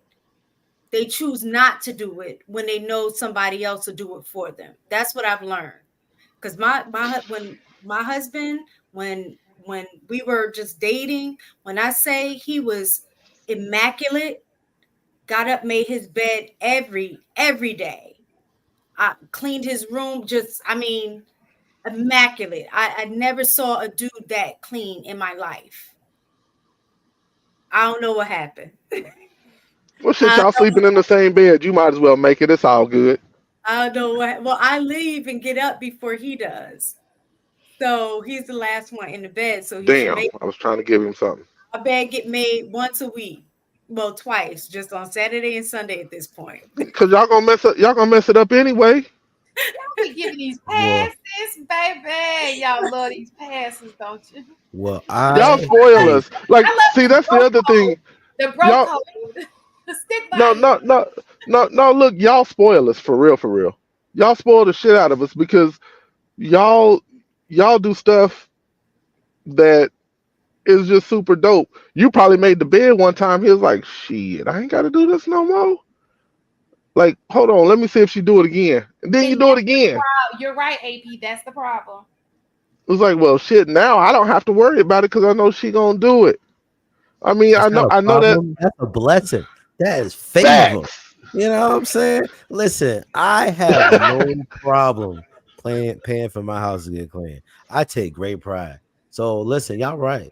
When my house be clean, I don't be cleaning it. So, my aunt be cleaning it. So it's just like it's be nice and it's clean. It smells nice in here. I said, oh man, this is great. I literally tell people, listen, my aunt single-handedly has made it hard for women because my aunt will literally come in here and in 2 to 3 hours, my house is the most pristine. And I'd be looking at women, I'd be like, why can my aunt come in here and clean this house in 2 to 3 hours? But y'all houses be looking crazy all the time. I'd be Yes, like, yo, Eugene. this is wild. I had to shout Eugene out. Yes, Eugene. Hold on, what Listen, he say? What he said Eugene women say? shouldn't clean around mess. I agree. Listen, I listen. I know how to keep the house moderate, He right? said, yes, Just because women I can don't want to clean, come but home men to a should not nasty have house. this mentality of my woman will clean up my mess. He's absolutely right. That's nice, but also it's like, that's nice, but also, but listen, I want to address something that Mistaken said not too long ago. You stated that you had thought that your husband would see what you were struggling with, and that he should do the things that you see as a problem, right? The biggest problem is what a man thinks a problem is different than what a woman thinks a problem is. We can look at the same situation and be like, that's not a problem. You look at that same problem and be like, oh no, that's a big problem. And I think sometimes women will hold, and men do it too. I'll agree to that. That we'll literally hold each other to the same standard that we hold ourselves, not realizing that this person doesn't operate like that. Like, brother ain't got no problem with the trash smelling for a little bit before he decided to take it out because he knows in his mind, hey, when I get up to go to work, I'm just gonna take the trash out. But you're like, well, I was cooking next to that dirty trash. You didn't take that trash out. I'm smelling it. You not smelling it because you're the opposite side of the house. You should have took this trash out because you seen the trash was full. And he's like, yeah, I saw it was full, but I'm gonna take it out at this time. So we both see the problem differently, We want to address it differently, but we get mad when the other person doesn't do it the way that we want them to do it. And I see that's a big issue in a lot of relationships too, is that, we can see problems, we see them differently, and we attack them differently. I agree with that. I can see that being Well, you know what I ended up doing, and even though it bothers me, it has also alleviated the stress that I was feeling, is I started acting like him. And what I mean by that was, where if he did the laundry, he would just wash the clothes and then it would just sit there and not get folded. He'll fold it when he got to it, right? Whereas for me, when I do it, I get it and knock it out, right? So while the laundry is getting washed, cleaning the bathroom, doing X, Y, and Z, when he does stuff is one thing at a time. So it's like, all right, the clothes are washing. I'm like, all right, babe, can you, I'm doing laundry, but babe, you're like literally sitting here, like watching TV. There's nothing that you can do right now. The clothes are washing. So can you help do da da da da? So after a while, it was just like, I was like, well, what is the problem? He was like, on my weekends, I look to rest. I don't want to have to do a whole lot of stuff. I'm going to get everything done, but it doesn't have to be done in your time. I said, I'm going to fold the clothes. I'll fold the clothes, right? So I left him alone. I didn't say nothing to it. I didn't say nothing about it, whatever. But what I did start doing is saying, you know what? He's making it a point to give himself some personal time, some rest time. So guess what? I'm going to give myself some rest time. It has nothing to do with, I'm stressed out too. I'm tired too. But in my mind, I'm like, I got to get it done. I got to get it done. It's going to be here. So I'm going to give myself some rest time too. And once I started doing that, and he never complained. He didn't care that the clothes wasn't folded immediately. It wasn't an issue for him, but it was an issue for me. So to speak to what HD said, it was an issue for me because I like, when my house is clean, I like everything done. So the laundry folded, everything vacuumed, everything wiped down, floor mopped, all of that. I like everything done at once. It just puts me at peace, just being able to walk into a house and feel like I don't have any work to do. But once I started saying, you know what, it'll be there tomorrow. And once I started giving myself permission to just be like, oh, you chilling? All right, babe, what are we watching? I ended up using that time to spend with him. And now it's not even an issue. We got clothes. We just came from vacation, finished washing all the clothes. They just sitting in the laundry room right now. Neither one of us started folding them yet. We'll hit it this weekend. But before, I would have been like, oh, these clothes need to be, you know what I'm saying? So I just started not caring just as much as he did. And it's no issue. He doesn't care. It is an issue. Them clothes just sitting in there. You want me to give you my Man, F them clothes. Them clothes is gonna be there. They clean. They'll be there when I get ready. We'll knock them things out. They're clean. Facts. Listen, and they're accessible. Literally, you can see exactly what you want. It's sitting right over there. You can grab it and go. Man, that shit would bother me, bro. Oh, because I need my socks mated.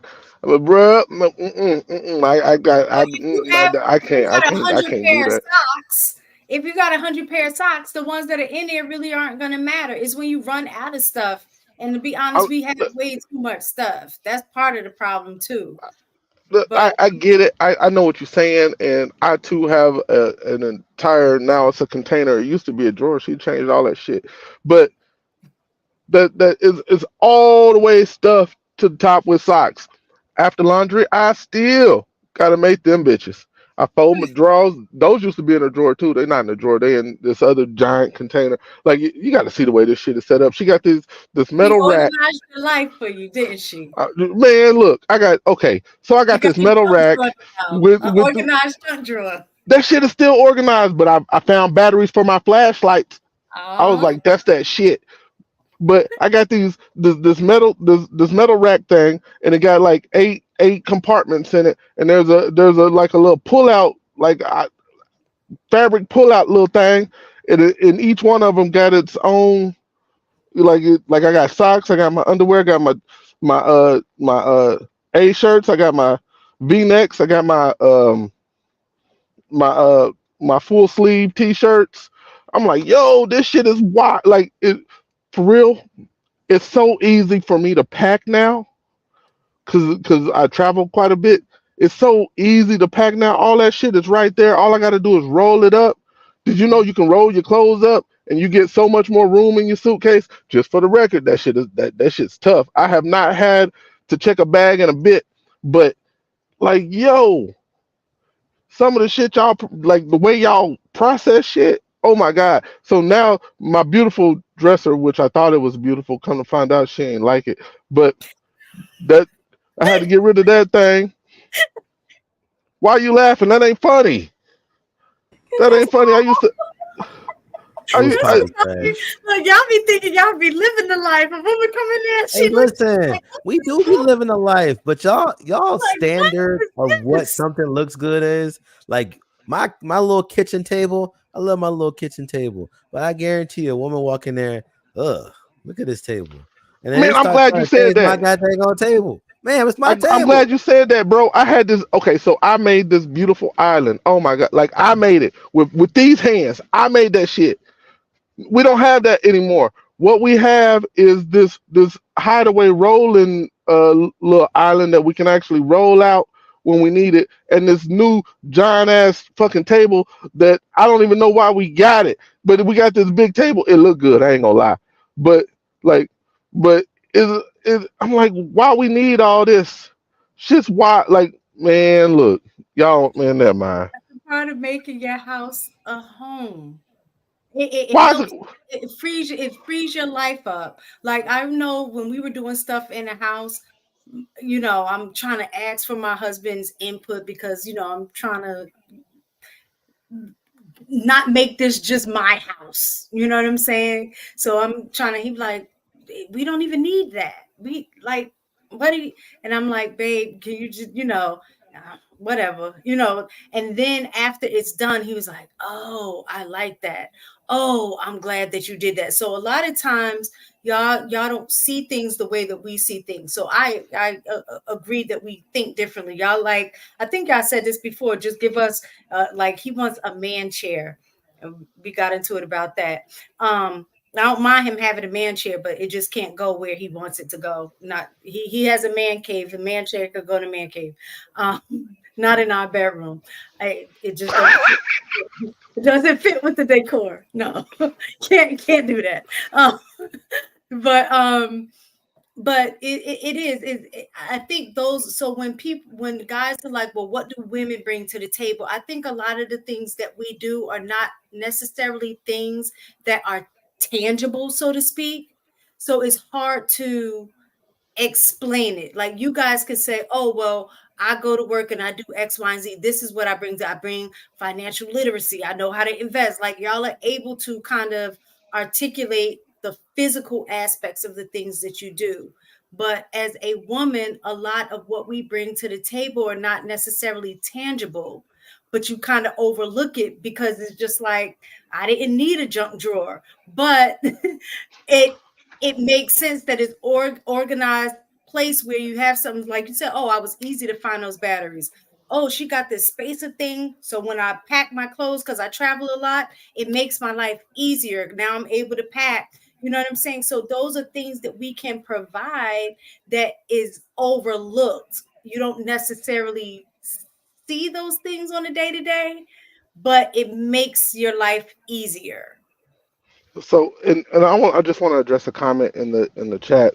It said that sounds like a control thing to the men, bro. When if you doing it right, if you invest in your woman, and if you took the time to vet the woman and you dated her intentionally and y'all get married, bro, let her be a woman. Let her do her thing. Step back. I promise if you what I'm learning, and I've had two women like this now. I was a fool the first time, and I pay attention the second time. Stacy, AP don't make the same mistakes twice. But give her the space. Let her turn those four cold ass walls into a home, and allow her the opportunity to put her touch on it. You might be surprised. I'm gonna tell you personally, I was surprised. I had a system. My system to me was very efficient, giving her the space to be a woman and turn the house the way she kind of wanted to turn the house. Of course, I had my own say, but allow her to turn the house the way she wanted to turn the house. My life is more efficient now. Just you just have to be willing to give her that canvas and the paintbrush and let her create that masterpiece. And if you did everything right leading up to that, Okay. AP, the only pushback I have is yes, that sir. what you say is great if you have a woman that has that skill. A lot of women do not have that skill of organization in regards to making sure that the house operates a certain type of way, right? Although a lot of women don't have that skill. We assume they have that skill because we typically hear what Miss Taken said. Women make a house a home. Certain women make a house a home because in reality, a lot of the women have not learned some of the skills or haven't experienced some of the things in which they can do the things that you're talking about. Because women can definitely come in and spend money on stuff and, oh, I like this, but that doesn't necessarily make the house operate more efficiently. What it is it just looks better, but it might not actually be better for the actual home. Because the thing is let's say, for example, that nice table that you got that you don't use. Oftentimes women buy a lot of stuff that you will never need, but it looks great. You got 47 pillows, but you only sleep on 4 of them. What in God's name is this nonsense? You know what I'm saying? See, JR, he knows exactly what I'm talking about. He's sitting on 6 pillows right now. Some girl put 6 pillows in his back shot. He's just like, yo, I'm sitting on 6 pillows, but I only need 2. You know what I'm I'm saying? laughing because that was something that my husband said when I got there. He was like, "Why? Where are we gonna put all these pillows? Who's sleeping on all?" I was like, "It's for the ambiance." He's just like, That's what I'm saying. And this what I'm saying is like oftentimes what y'all think y'all be doing, y'all don't actually be doing. And I just be like, yo, this looks nice, but also I got 47 pillows. It's a nice color spread. This is great. But why the hell I got 47 pillows when there's only 2 heads? Give me 4 and I'll be all right. What But up with it, Jr. so to go with the conversation real fast, do you not agree that? So I can agree with you that a lot of women don't really know how to make a house a home, right? I think majority do, but a lot of them don't. So why is it easy for you to believe that, but you believe all men know how to be leaders in their household? Like, why is it that we're giving this thing that all men know how to be leaders just off the back of them growing, being raised with a penis? But when it comes to women, you know, not So all know how to let do me it. address this. There's a difference between being an effective leader and being a terrible leader. Because whether you're leading well or not, there's going to be somebody following you.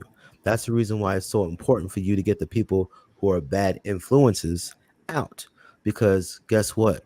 Your influence is just that. There's going to be people that's following your negative behavior, right? And you're still a leader. But what you guys are talking about, you only focus on the good leaders. As far as, oh, men just think that they're leaders. Yes, men are leaders. You just got to figure out what kind of leader that you got. Like, I'm perfectly fine with the statement that all men are dogs. But if you look at some dogs are intelligent, they're obedient, they're helpful, they're actually support animals to people that have anxiety. You need to figure out what kind of dog you got. Now, if you got a dog that's humping everything, then that's a bad dog. Or he don't listen and he don't do the things that you need him to do. But if you got a dog that respects and cares for you, and then he makes sure that he watches after you, he listens to you, he does the things that you need. There's a reason why they say that dogs are man's best friend. Shoot, there's many times people treat dogs better than they treat men. So it's like, listen, I think that it is perfectly fine to be out here and say that all men are dogs. You just need to figure out what kind of dog you got. I think that it's crazy to I'm believe that all allergic. men are leaders. I don't think that all men are leaders. First, So no, you what you're focused on, all men aren't good leaders. no, All no, no. men I are said what leaders. I said. All men are leaders. Yes, all men are leaders, but not I don't. all men are good leaders. You have men that are I terrible think to be leaders. a leader, that I think that There's that's some men that look for women to take the reins. So those men are not leaders. No, they are leaders. I think A that you smart don't just leader, put out the a word smart leader. leader knows where to delegate in his weaknesses. That's the reason why you have so many people that are CEOs that hire everybody else to do their job instead of them doing the job themselves. He's No, still a leader and he HD, delegates. you're not a leader if the woman is leading. We hear it all the time that the problem is that women are leading relationships. So in that regard, if the woman is leading the relationship, the man is not the leader. So you're sitting here telling me that if a woman is leading the relationship, that wasn't by design? Not intentional, because I It would think is intentional. If he doesn't no, want to step up to do the things you want him to do, it's intentional. He no. So wants you to do it so he ain't got to do it.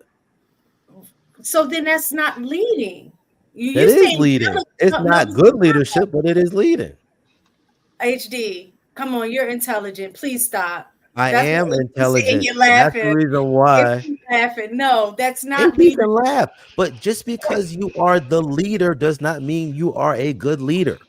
And you just want to get focused on a good leader, an effective leader, a leader that does the things that you want to. You're only focused on that. You're not focusing on the fact that when you are a leader, that means you have somebody that is following you. That means you have influence.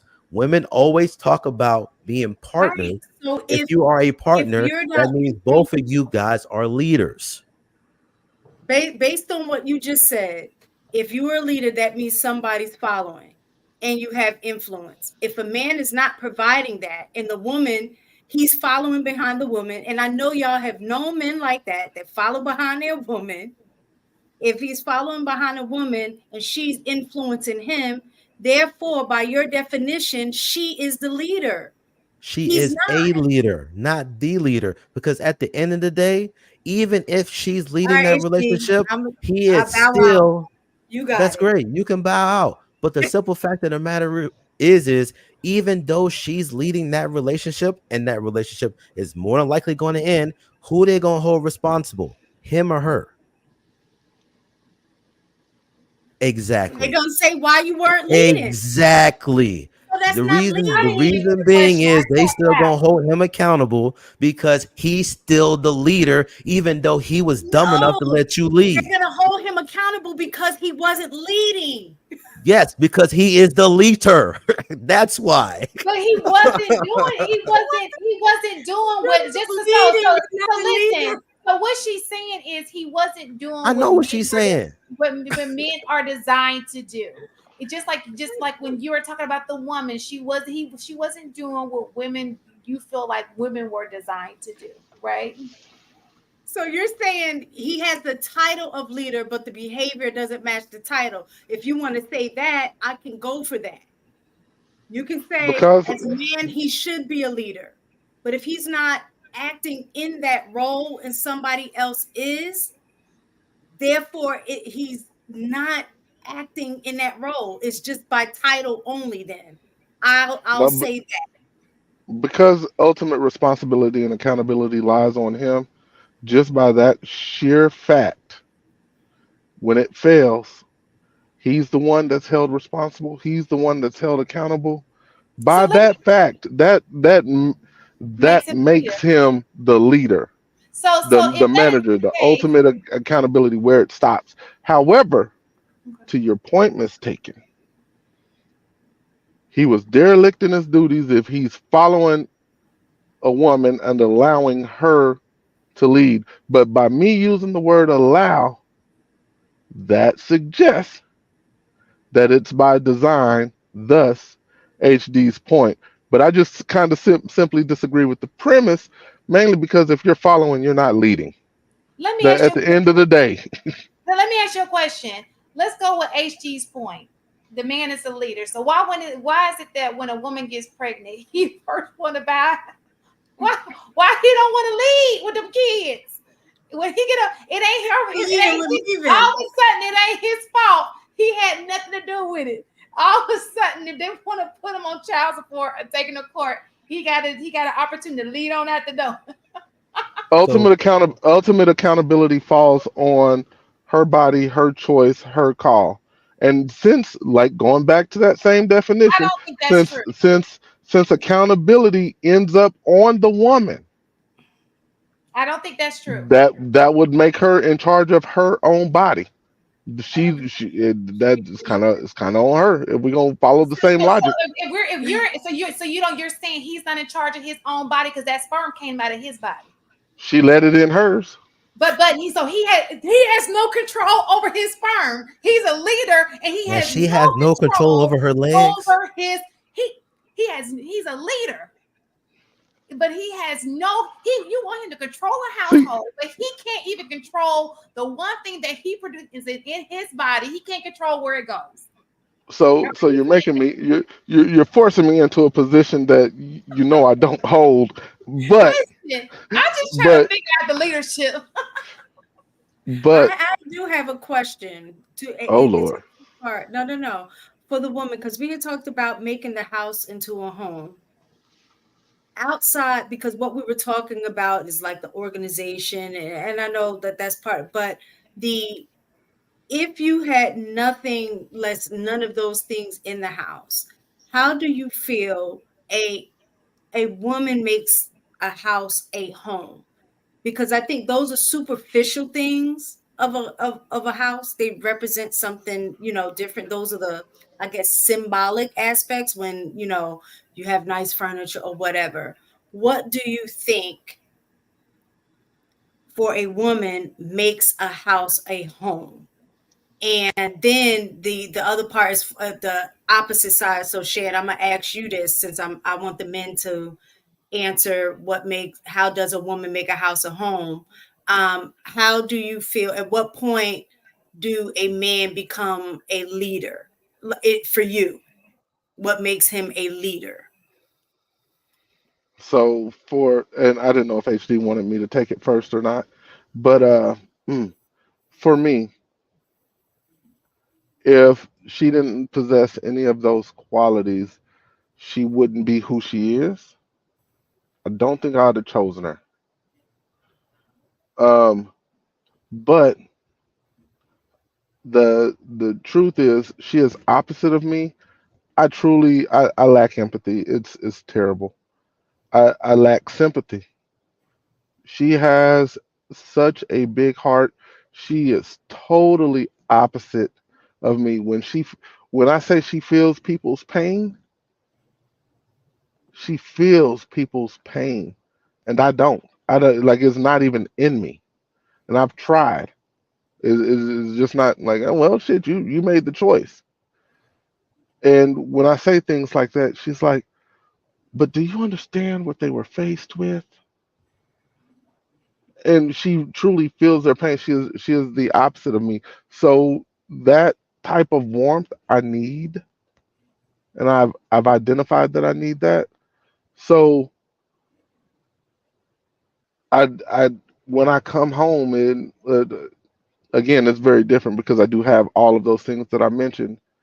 The conversations that we have, and the fact that it doesn't echo in the house, like makes it a home. Me, I could have gotten up and moved anywhere I wanted and not really gave a damn, right? But now I'm home. I don't know how to explain it to you. Well, But that's the best I got. She is truly just the opposite of me, and I think that balance is very necessary. I say what a woman does to make a house a home for me is she continues to provide an environment of peace. Like, house is clean, you know, I don't have to stress about the way that the house looks because, she took care of the decor stuff that I don't care nothing about. You know, when there's stuff that needs to be ordered or like food that needs to be gotten, like we need to order food. She already's been looking through the fridge because I don't care nothing about what's in that fridge. She's looking through that fridge and be like, hey, we ain't get this. We need this. Paper towels is gone. Like, she helps find the things that makes up for my lack because there's stuff I just don't care about and I don't pay attention to. And if she pays attention to those things where I lack, then, I don't have to deal with those things as often because she already filled the gaps. So like when women come and uh add curtains or pictures or, you get a new couch, a new washer and dryer, she didn't buy it. I brought it.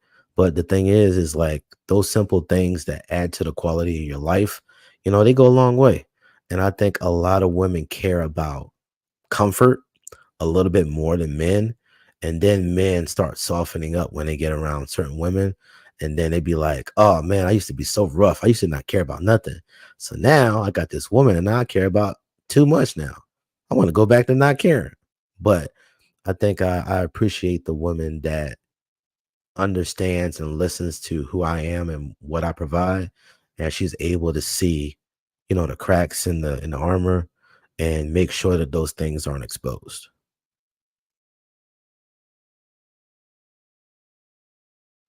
What about you, JR? All right, I think you guys made some great points.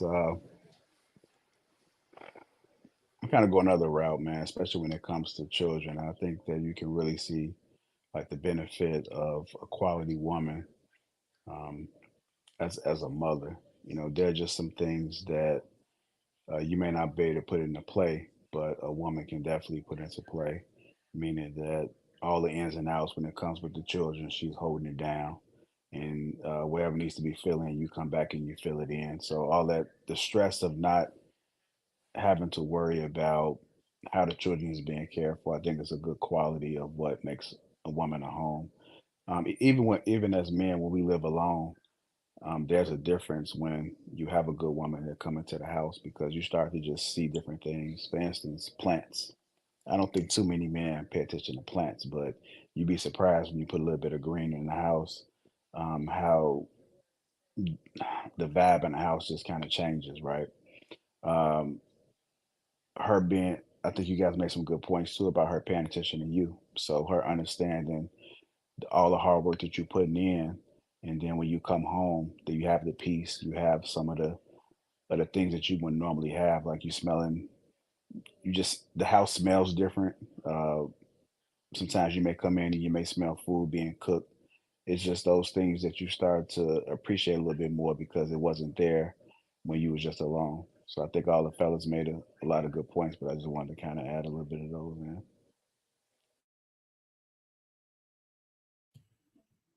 Wholly Well, agree with both of y'all. yeah, because I had saw the question. Somebody said, "At what point does a man become the leader?"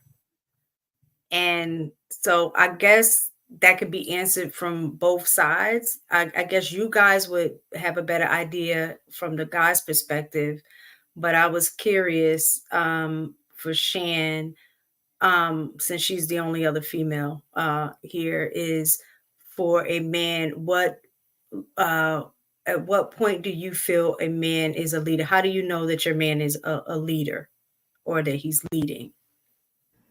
Well, for me, all I can do is speak for me. I look at how a person shows up in their community, right? How people look at them. Are they do they respect him as a human, as a man? Um, if he's productive, I like productive men. Um, I like a man who's very caring. Not to the point where it's like feminine kind of caring, but just cares enough to take me in consideration. He's very he shows his appreciation. So maybe I am cooking, but my dude walks in. He knows I like roses, so he brings me some.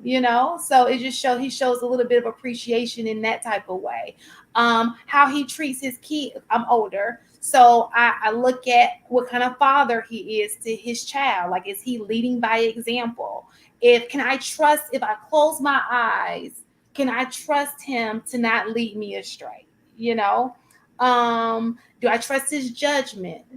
Do I, has he lived a life in a way that I'm like, he's got some good sense. He's a decent, his character is on point.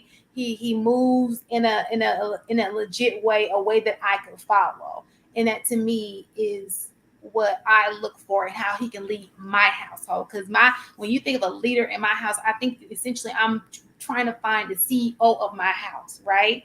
And even when you're trying to find a CEO of any company, you want to make sure that this person has certain type of qualities. You're not going to just choose anybody to manage your business, to manage your money or whatever. You're going to be real picky about it. And so that's the way that I look for my guy. I'm real picky about the guy who I decide to follow. Yeah. I guess I could chime in a little bit too from a man's perspective because, um, I mean, some men got it, some men don't. I think that, Men got it, some men don't. yeah. So if it wasn't for my grandfather instilling some things in me, then I probably wouldn't be the man that I am today, or at least have an understanding of how to run a household. I think the older women get, you have to understand that they've been through a lot, and if they're single and not married, that they're going to be skeptical about any man that comes into their life. And so when you look, you gotta, if they're single and they've been single for a while, they've probably been leading themselves. So it's gonna probably take a certain type of man. And the reason why I say some men got it and some men don't is that you don't really have to say I'm a leader.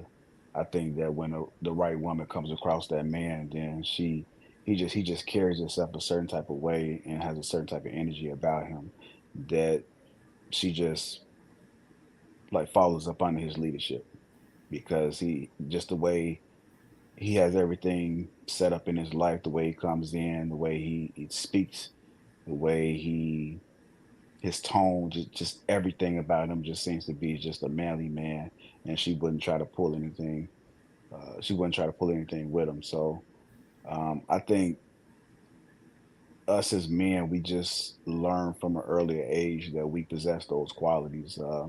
And you really don't know like what you can really lead until you've been in some situations. Sometimes it's going to take some experience for you to be able to go through to really understand how to become a better leader, because once you failed in certain areas, that's how you learn. Like when we come out, we don't really know anything, but if you have somebody that was guiding you and showing you what to do in certain situations and understand, and instilling a certain type of mindset in you, then I think that you can adapt a little bit quicker. But people that's been handed things to them their entire life, they don't really understand what it means to really work to be able to get somewhere. Some people complain all the damn time. So you got somebody that's complaining, like they're not gonna really put the work. I don't complain too much. I mean, life is just gonna life. So as long as I wake up the next day, I can correct whatever it is, whatever decision I made, I can correct it if it was the wrong decision. And I always try to do like calculated. I always try to do calculated decisions if I had time. Like some decisions need to be made just right away, and of course you go ahead and you respond that way. But most of the time, I slow everything down to a tempo where I can digest it a certain type of way to be able to allow myself some time. I don't let nobody force me into making a decision that that I need to make that I don't need to make right then and there. So I just think it's just comes with experience. It comes to your upbringing. It comes to the situations that you've been in. And some people just haven't gone through nothing. Some people always been chasing behind or looking for somebody that is doing looking for a woman that's better than them, and it's just going to be conflict. So I'm not intimidated by a woman. I'm not intimidated by a woman's success. I'm not intimidated by a woman, whatever she got going on, because I know that I have value, and I know whatever situation I get into that I'm going to be the one that just have value. Like it's either you with it or you not. So that's just my thoughts on it. JR, I think you just made a good point. You said that you're not intimidated by women because you know you add value. And I'll throw this to both of you, both of the guys. Do you think that a lot of the the broken relationships and conflicts in relationships or between men and women comes from men who don't truly understand the value that they have?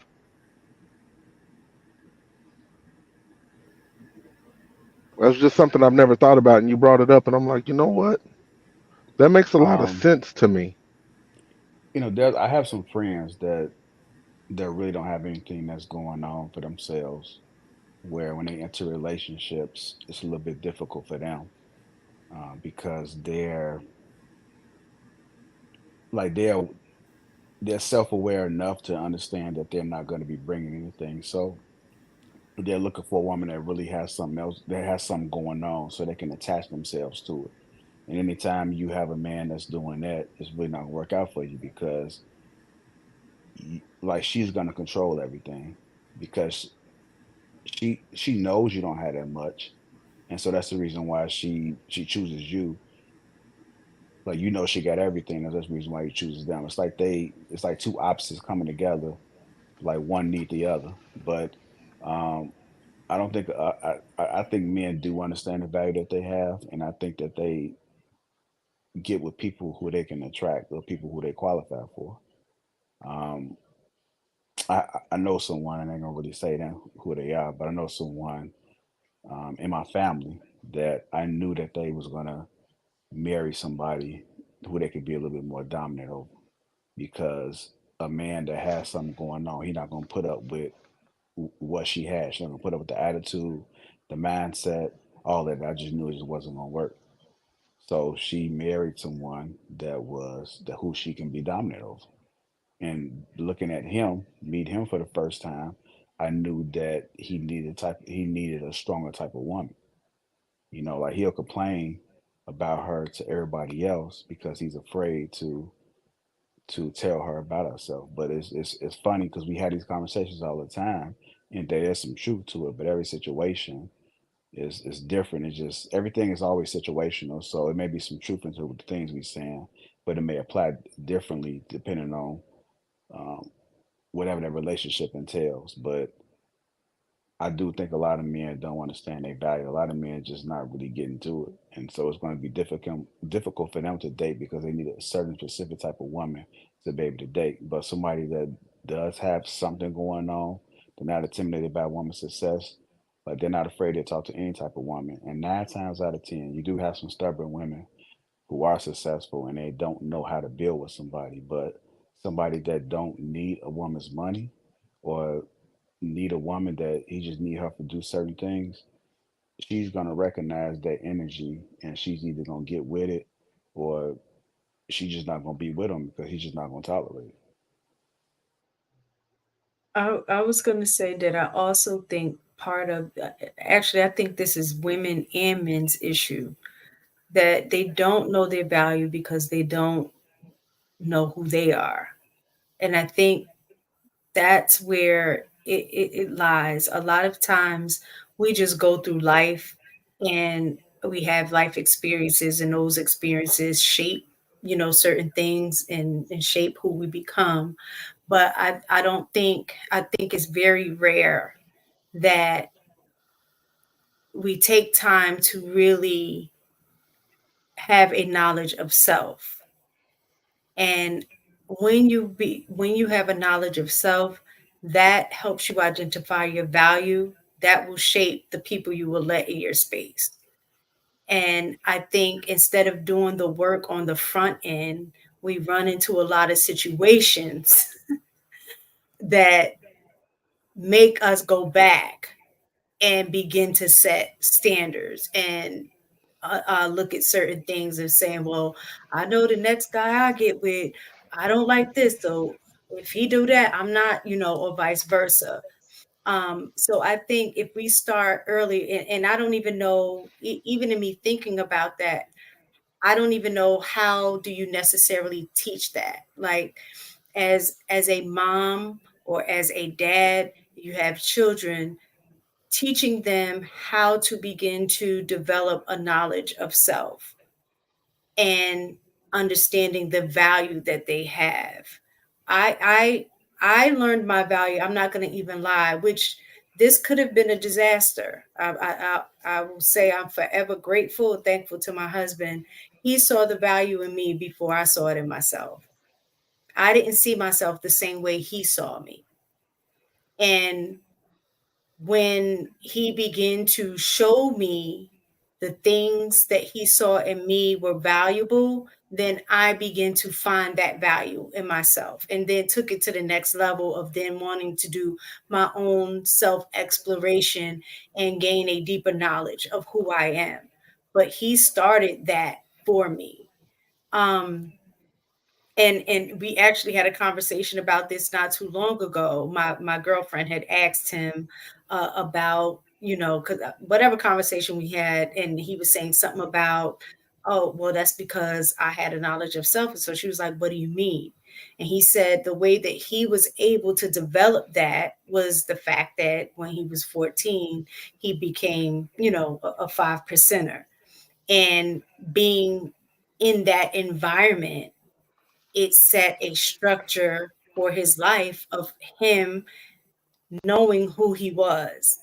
And because of that, he moved so different than other guys that I knew that was even in his age group. And that was a huge attraction because I did not see something like that before. So I definitely think the earlier a person, but I'm going to say specifically for men, since we're talking about leadership, is that as a man finding a way, because I know it's hard if majority of our men are growing up in single-led households by women. How do you teach a young boy to begin to develop a knowledge of self so he can be prepared to become a leader later on?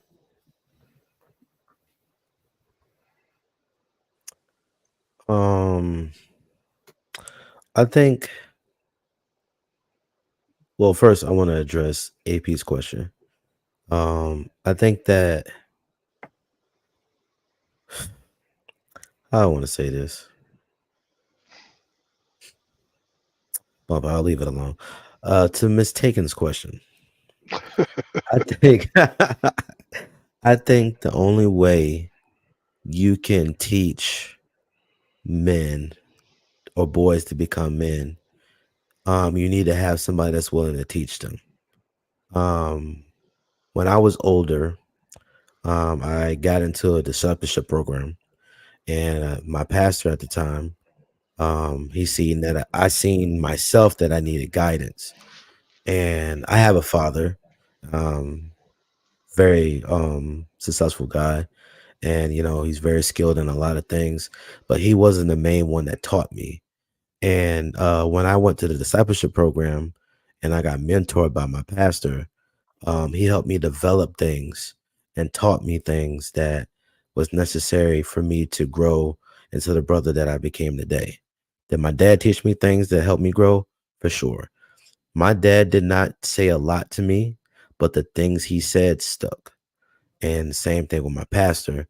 And one of the things he taught me was that the definition of a husband is a skillful manager of a household. And the definition of a father is the giver of life. And oftentimes, if you have a man in your life that's willing to give instruction, that's willing to give you identity, that's really the biggest thing that you are talking about as far as knowledge itself is identity. You are my son. You are this. You are this. Your name carries this. This is what you don't do. This is what you do. And being able to identify the things that this person should do, those are going to be the keys in order for you to actually turn sons to men instead of them being just grown males, in my opinion. Yeah, that's some good points. And to answer your question as well, as far as how to teach the young man, I think there's some things you can teach, and there's some things that you can put boys in position. And for example, when it comes to problem solving, I don't think you can really teach that. I think that really comes from a man being a young boy just being comfortable being in situations and then being able to figure it out. Like one of the things my grandfather would do is that any problem that was going on inside the house, he would put me in position, meaning he would bring me to the problem and say, "This is what's going on, and this is what we need to do."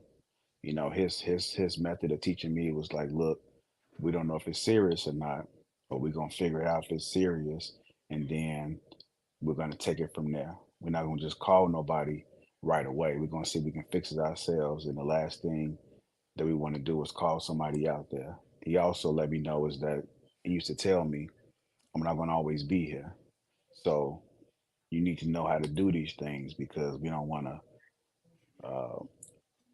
don't want to worry the women in the house. We have my grandmother, my mother, my aunt, and my sister, and so we were at the time we were the only two men.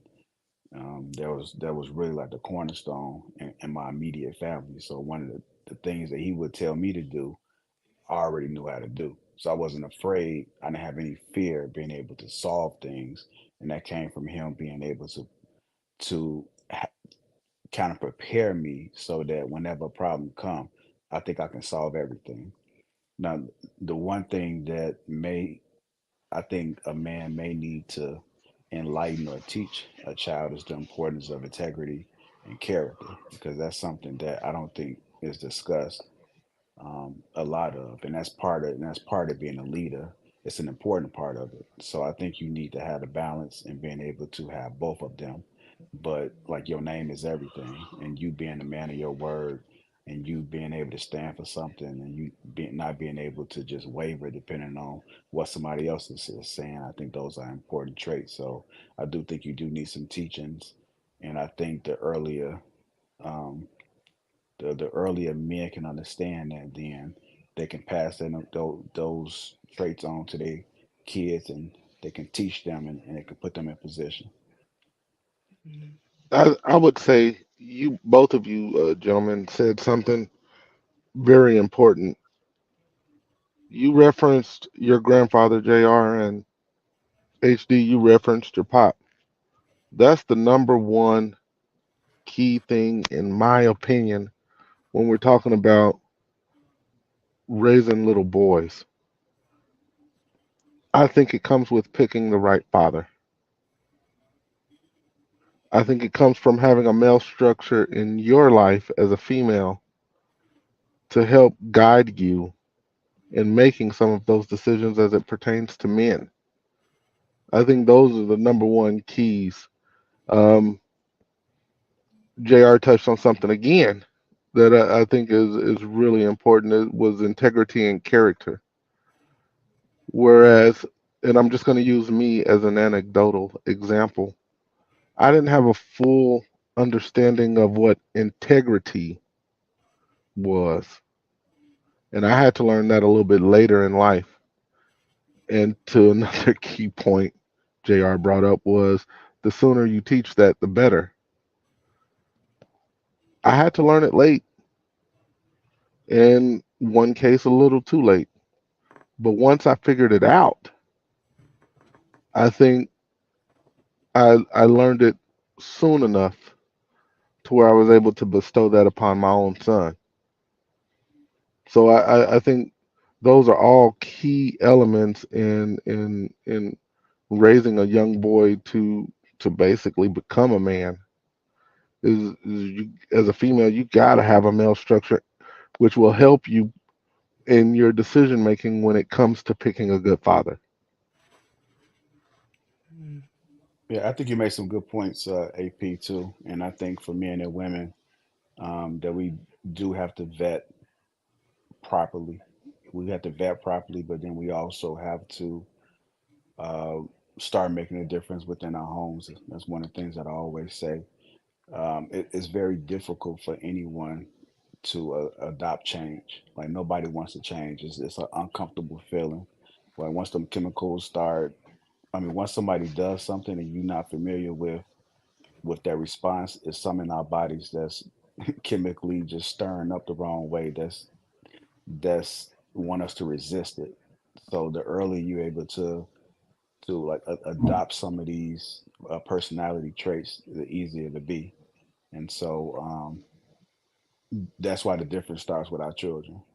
When it comes to grown folks, it may be a little bit difficult for them to be able to adopt change, and it's not going to happen overnight. They've been living all these years being this particular way. You can't expect them to just like flick a switch and they're a different person. So, and a lot of people fear change. A lot of people don't want to do it.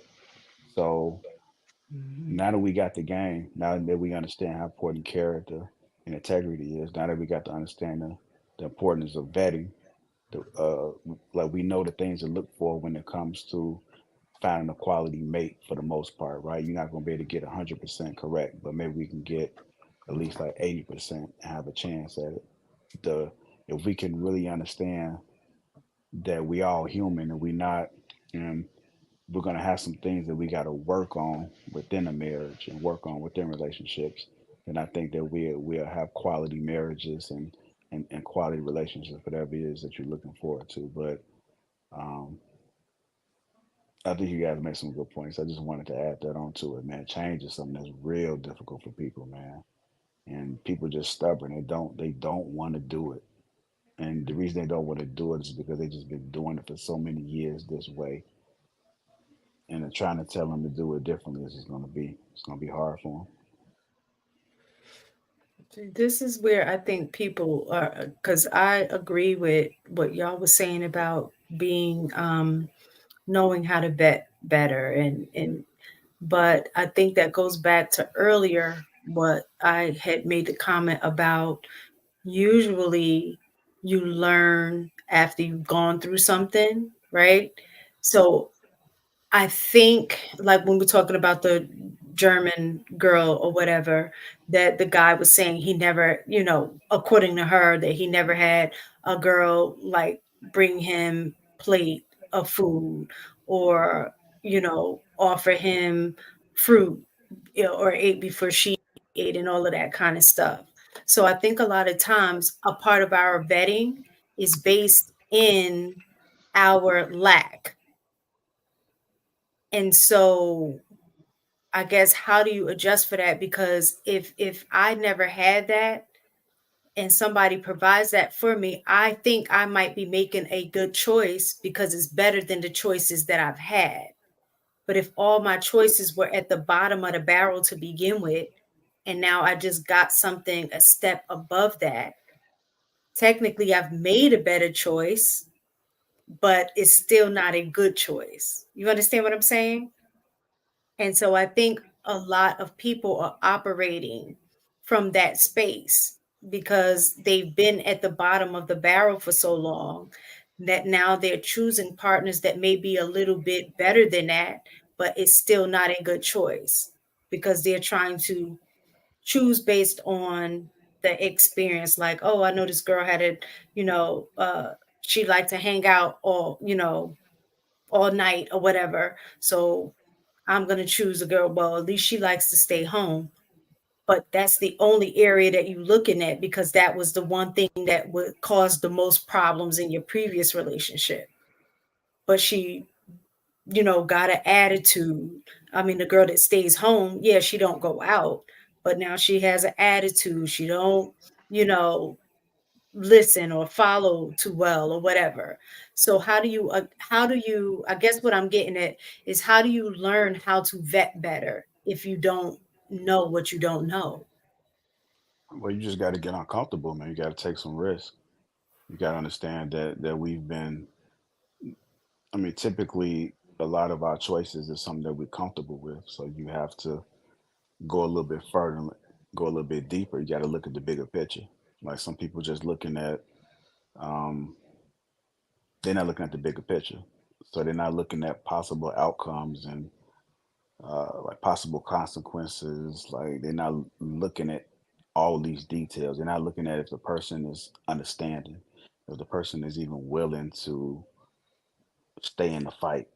You know, they're looking at what they how much money they make, and they're looking at how good the person looks. They're looking at trying to do a test drive before marriage. Like they're focused on the wrong thing. So I think you got to get a little bit more uncomfortable and start analyzing some of the things that you typically don't. You got to start speaking with people that do have successful relationships and marriages.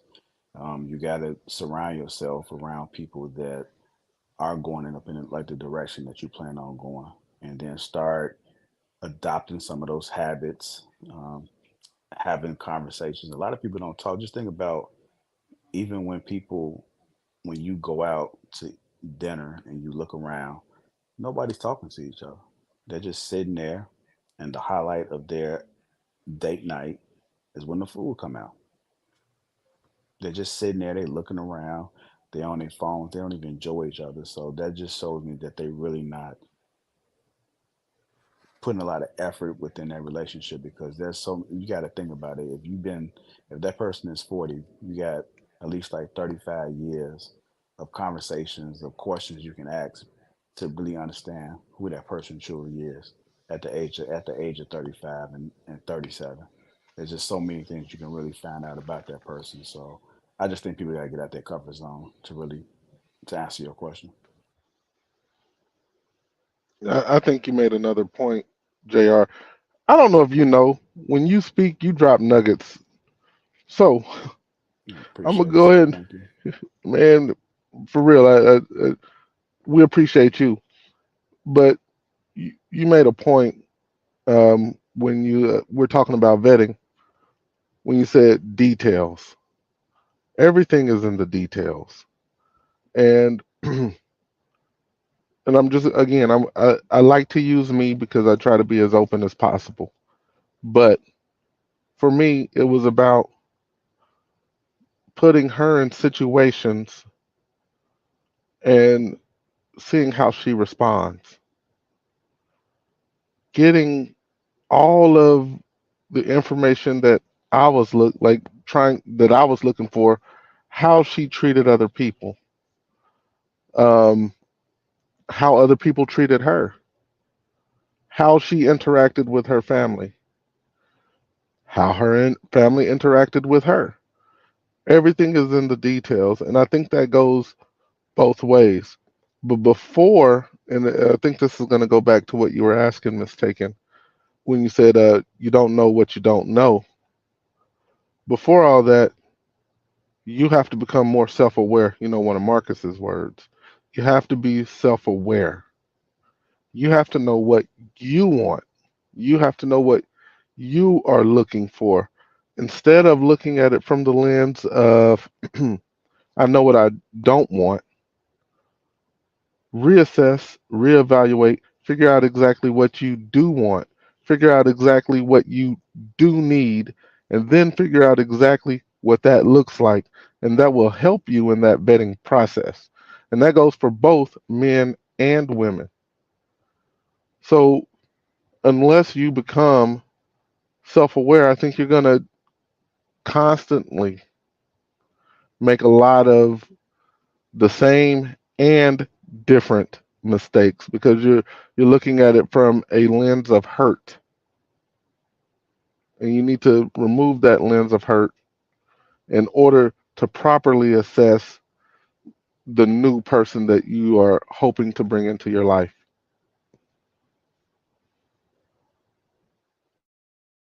Do you think that it's women are doing the right thing by just continuing to stay single until they find that person?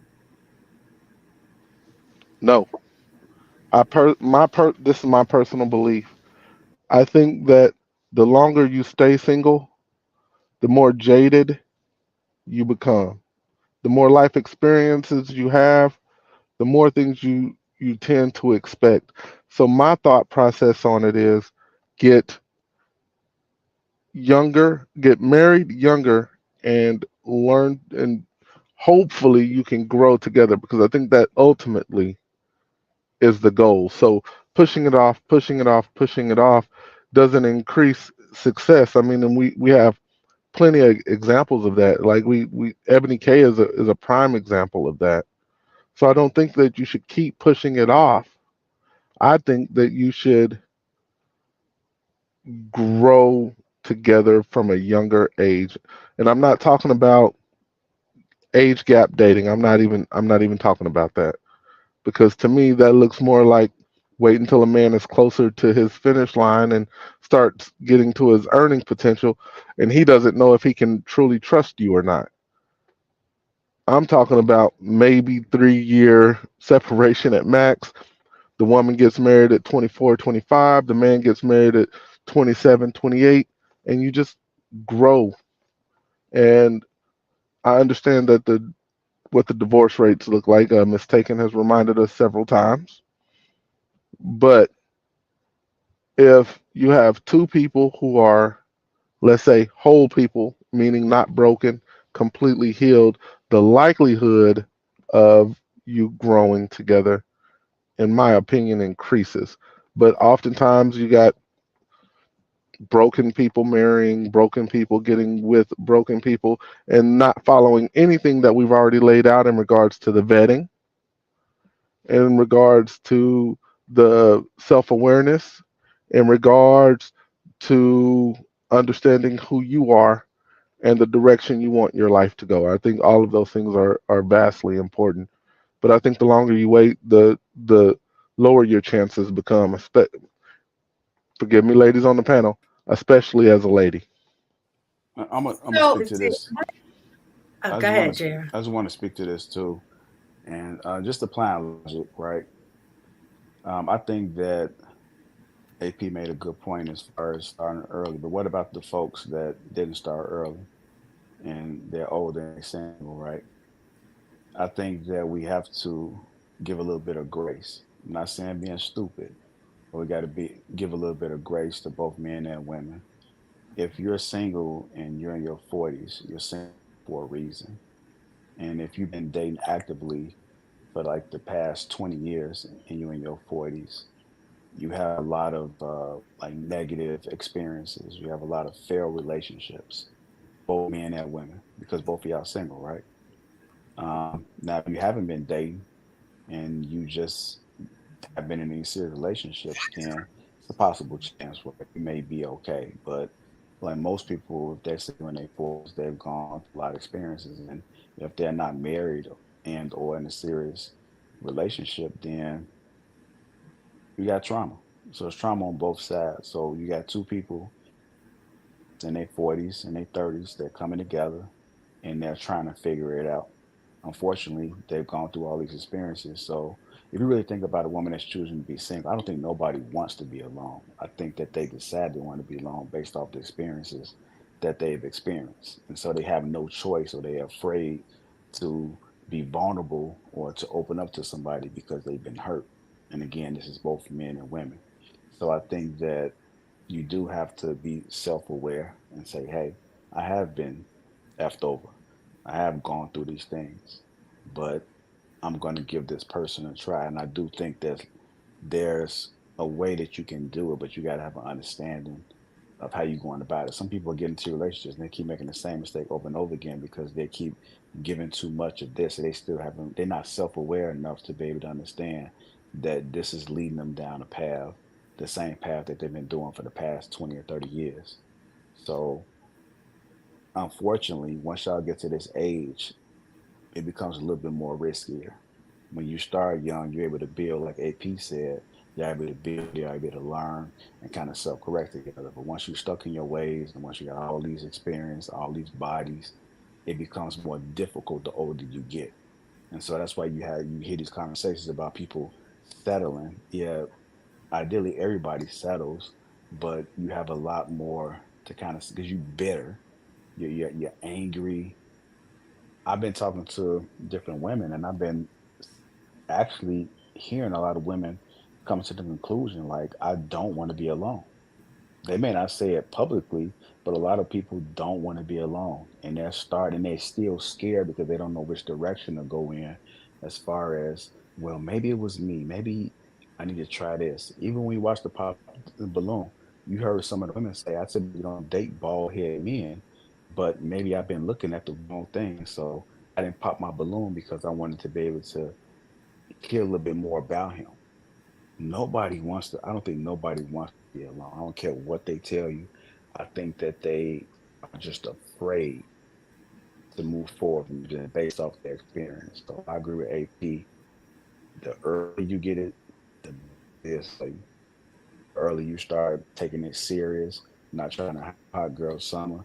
Same thing with the men. I don't think no men want to be alone. I don't care what they tell you. A lot of these men are hurt out here because they've been done wrong by a woman, or they didn't pick a quality woman, or they chose a woman for all the wrong things. The reality is that we all trying to figure it out, right? And we all gonna make some mistakes. But the quicker you become self-aware and understand what's going on and being able to look at the bigger picture, I think it'd be easier for you to be in a relationship. Some men like, I don't I don't have a problem being in relationships. Like a lot of my issues have been me. It ain't been anybody else. I don't have a problem, but every man is not fortunate enough to be in that situation to be able to have choices. And so that's a whole nother conversation. I mean, life's just life. You're awarded whatever life gives you, and some people just unfortunate to be able to have an opportunity. But if you self-aware and understand how the world views you and who you are to the world, then I think you can apply yourself accordingly, and then you can kind of navigate that way, if that makes sense. See, I was actually kind of touched on what I was gonna say, but the difference is that I think you should stay single until you figure those things out. The reason I say that is because when you're in relationship, a lot of times you're pouring into the relationship instead of pouring into yourself, especially women. And so sometimes the relationship becomes a distraction from doing the self work that you need so you can be better for the relationship. So I think it's more important to stay single, but stay single and be actively working to, like how we was talking about, finding like knowledge of self, find making those adjustments, even if those adjustments means, you know what, let me call some of my exes and ask them about things because other people see you differently than you see yourself. You know what I'm saying? Have those tough conversations. Sometimes it's not just with relationships, romantic relationships. Sometimes you need to have those conversations with your parents, with your girlfriends, things like that, because they can also give you a different perspective if they're honest with you about things that you can work on to be a better person because sometimes they've seen you in your relationships. And so I think it is important to be alone first and do that work, do the healing, do the necessary reflection, develop a better knowledge of self, and then go into the relationship because you're going to start choosing different once you have done the work and have a different mindset because that changes what you're looking for at that point. I think so. Like, there's no time limit in healing, but I think some people just be healing for years, or they use that as an excuse, and so there's really no way to really measure it. I also think that people automatic like a person that's in their 40s, any guy or any woman that they encounter, They automatically think in relationship. A lot of them are. I'm not saying everybody does. Automatically think in relationship. Just because you meet somebody doesn't mean that it's going to evolve into a serious relationship and or marriage, right? So I think people got to understand that just knowing how to have a relationship, and it doesn't have to be like like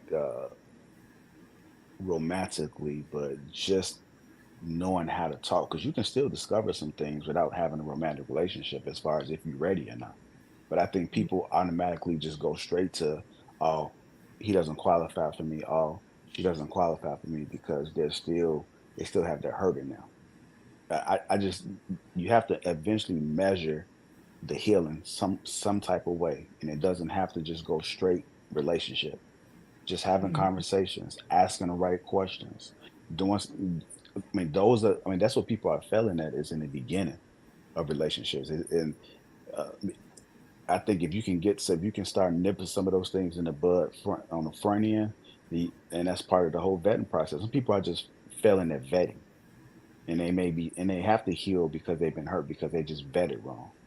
So think if you get comfortable being out there and not thinking, oh, this is not the D1, y'all could be friends. Y'all could be cool. You can go out, y'all have a good time, and y'all can respectfully be like, I just don't think that you're a fit, but you're a nice person. And you can kind of keep it moving. That's just how I look at it. Because some people just be healing for years. Nobody never really knows you've never healed because you're afraid to even get close to somebody. I can see that. I don't have all the answers, but I am open to hearing everybody. That's just my opinion. I'm just throwing it out there. Well, I think that just women and men view they go about relationships in very different ways, you know. Um I think that's really what it is. Like you have your idea of how you do, in your opinion, like, oh, I have these options. And sometimes it's because the woman too has options, and maybe she don't feel like giving up them options for, nowadays these girls. You feel me? It's like what's the opportunity cost in this relationship? What am I'm having to give up to sustain this relationship? Do I think that he's worth it? A lot of times, like mistaken, in the past, I think that women have relied on men to be financially, covered. But nowadays, with that not being there, you actually gotta like him, because he wants you to cook and clean for him. He wants you to do all of these things, so you got to do it out of love, like, you know. And so what is happening is women are going for these guys that they want, who end up teaching them a lesson that, you don't want me. Because, and then you be like, okay, lesson learned. But then you go back into a certain kind of relationship and it's like lesson learned. And I know for me, I can honestly say my toxic trait would be I like alone time. I guess when you have been single for so long, you do. I'm just like a man. I like peace too, right? Like I like for us to have our great time, but I'm okay with us being separated for a little bit, and because it makes me enjoy you so much more with that little bit of a break, not a long one, just a little bit, and I think that came along with just being single. When I walk in the house, I like my house to look a certain kind of way. I can control that as a single person, right? I know when I walk in the house is the exact same way when I walked out, besides my kids.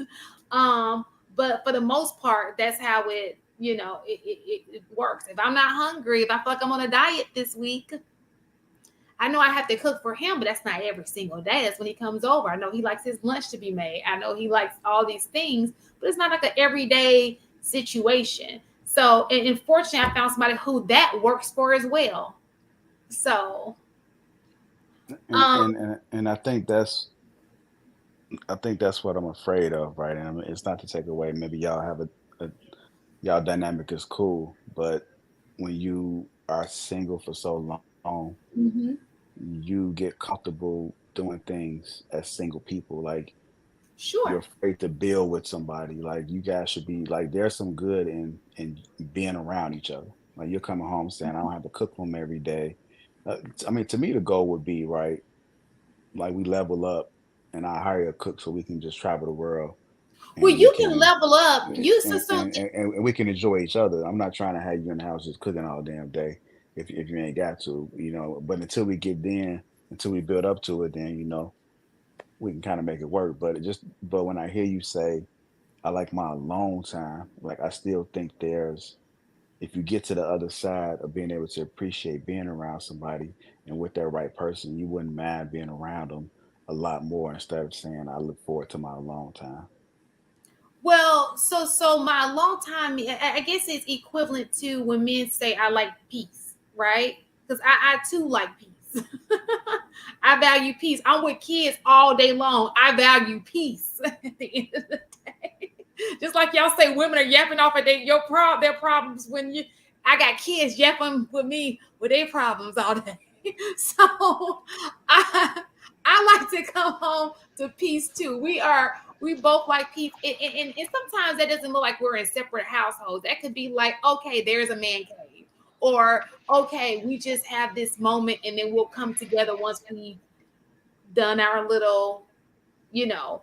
Um, but I mean, I don't know how else to put it. I just like a little bit of, I do like a relationship, I like a companionship, and you can still have a partnership and work on things together and not be around them 24 hours a day. I believe that can still happen. Um, I just, I don't know what it is. I'm just like that. I just want to say real quick before we close out, Miss Shan. Peace and alone aren't the same, and Well, I don't I'm not think alone, so I like being with them. So let's just be very clear. Most of these women are not alone. They are not alone. Just like JR is not alone. These women are not, let's be very, very clear. These women are not alone. And that's probably the problem. And it that's very well could be. the problem. They're But not alone, but they're lonely because you can be with somebody and still be lonely. And I think that's probably the place where a lot of women are. But you We can't confuse marry, that you can't even loneliness with alone. so you can't even so I've seen enough relationships and including marriages, not my friends, because my friends seem to have gotten it right, but I've seen enough relationships to even know when you're married you can still be alone. Okay, so we can't measure everything off of being married. Okay, it doesn't necessarily, that doesn't mean anything. That's why men sleep, got a side chick that he probably spends more time with than his wife. There's a whole group there. It's just all about a person who speaks the same language as you. I do believe that God put us on earth and we have a person that perfectly fits. JR has a person who knows his program perfectly. I think, and so I mean, hopefully the guy works out because we kind of think alike a little bit. You know what I'm saying? But when I need him, I can get in touch. Like if I need him, it ain't no doubt about it. He will stop. If I call him right now, he'll stop what you're doing. Blah blah blah. Blah. But I think that I just think it's important to know that it's going to look different for everybody. What may work for Mistaken may not work for me. What may work for JR may not work for me. What may work for AP may not work for me. But guess what? It works for his wife. It works for whoever he's dating. It works for your husband. The guy it works for. So that's all I gotta say. Right. So my closing remark is just remember to communicate, because all of that comes down to communication. Because it is communication. As you stated, your guy works for you now, right? But what happens when he decides that he needs more Shan time, and Shan is completely happy with Shan having her alone time? Well, I think that's where the compromise comes in. So if you love a person, and that's what we were talking about earlier, when you love a person, you always try to meet them where they are halfway. Like If he needs something from me, I think it was one time, JR, we had a show, I think it was last week. I had to get off. He needed me at that time. I was on the show and I had to log off because he needed me at that time. Right. So when there are certain needs that are changing, you have to move with that. You understand? So if he needs more of me, then I just have to understand and we'll figure it out. It'll be in the household. Like maybe I can go to my room. I got several rooms here anybody using. One of the rooms for a second and then come back.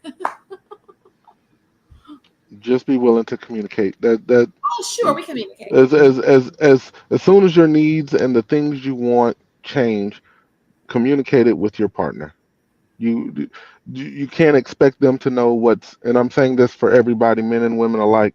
You can't expect them to know what's in your head. You can't expect them to always fully understand what it is that you want. You can't expect them to fully understand what it is that you need. And a closed mouth never gets fed. So open your mouth, use your words, communicate with your partner, but don't waste time. If that person can't give that to you, say thank you for the experience. I agree, HD. We do spend a lot of time on the wrong people. Mm-hmm. And that's what I'll end with because we're at the 3-hour mark. We are, and I said 11:30, didn't I? Mm-hmm. Y'all Negroes don't be coming on fast enough. So that was 30 minutes. And then we gotta hear y'all talk in the back chat 30 more minutes. So we made up for that time. All right, you guys. See you next week. Good night. Good night.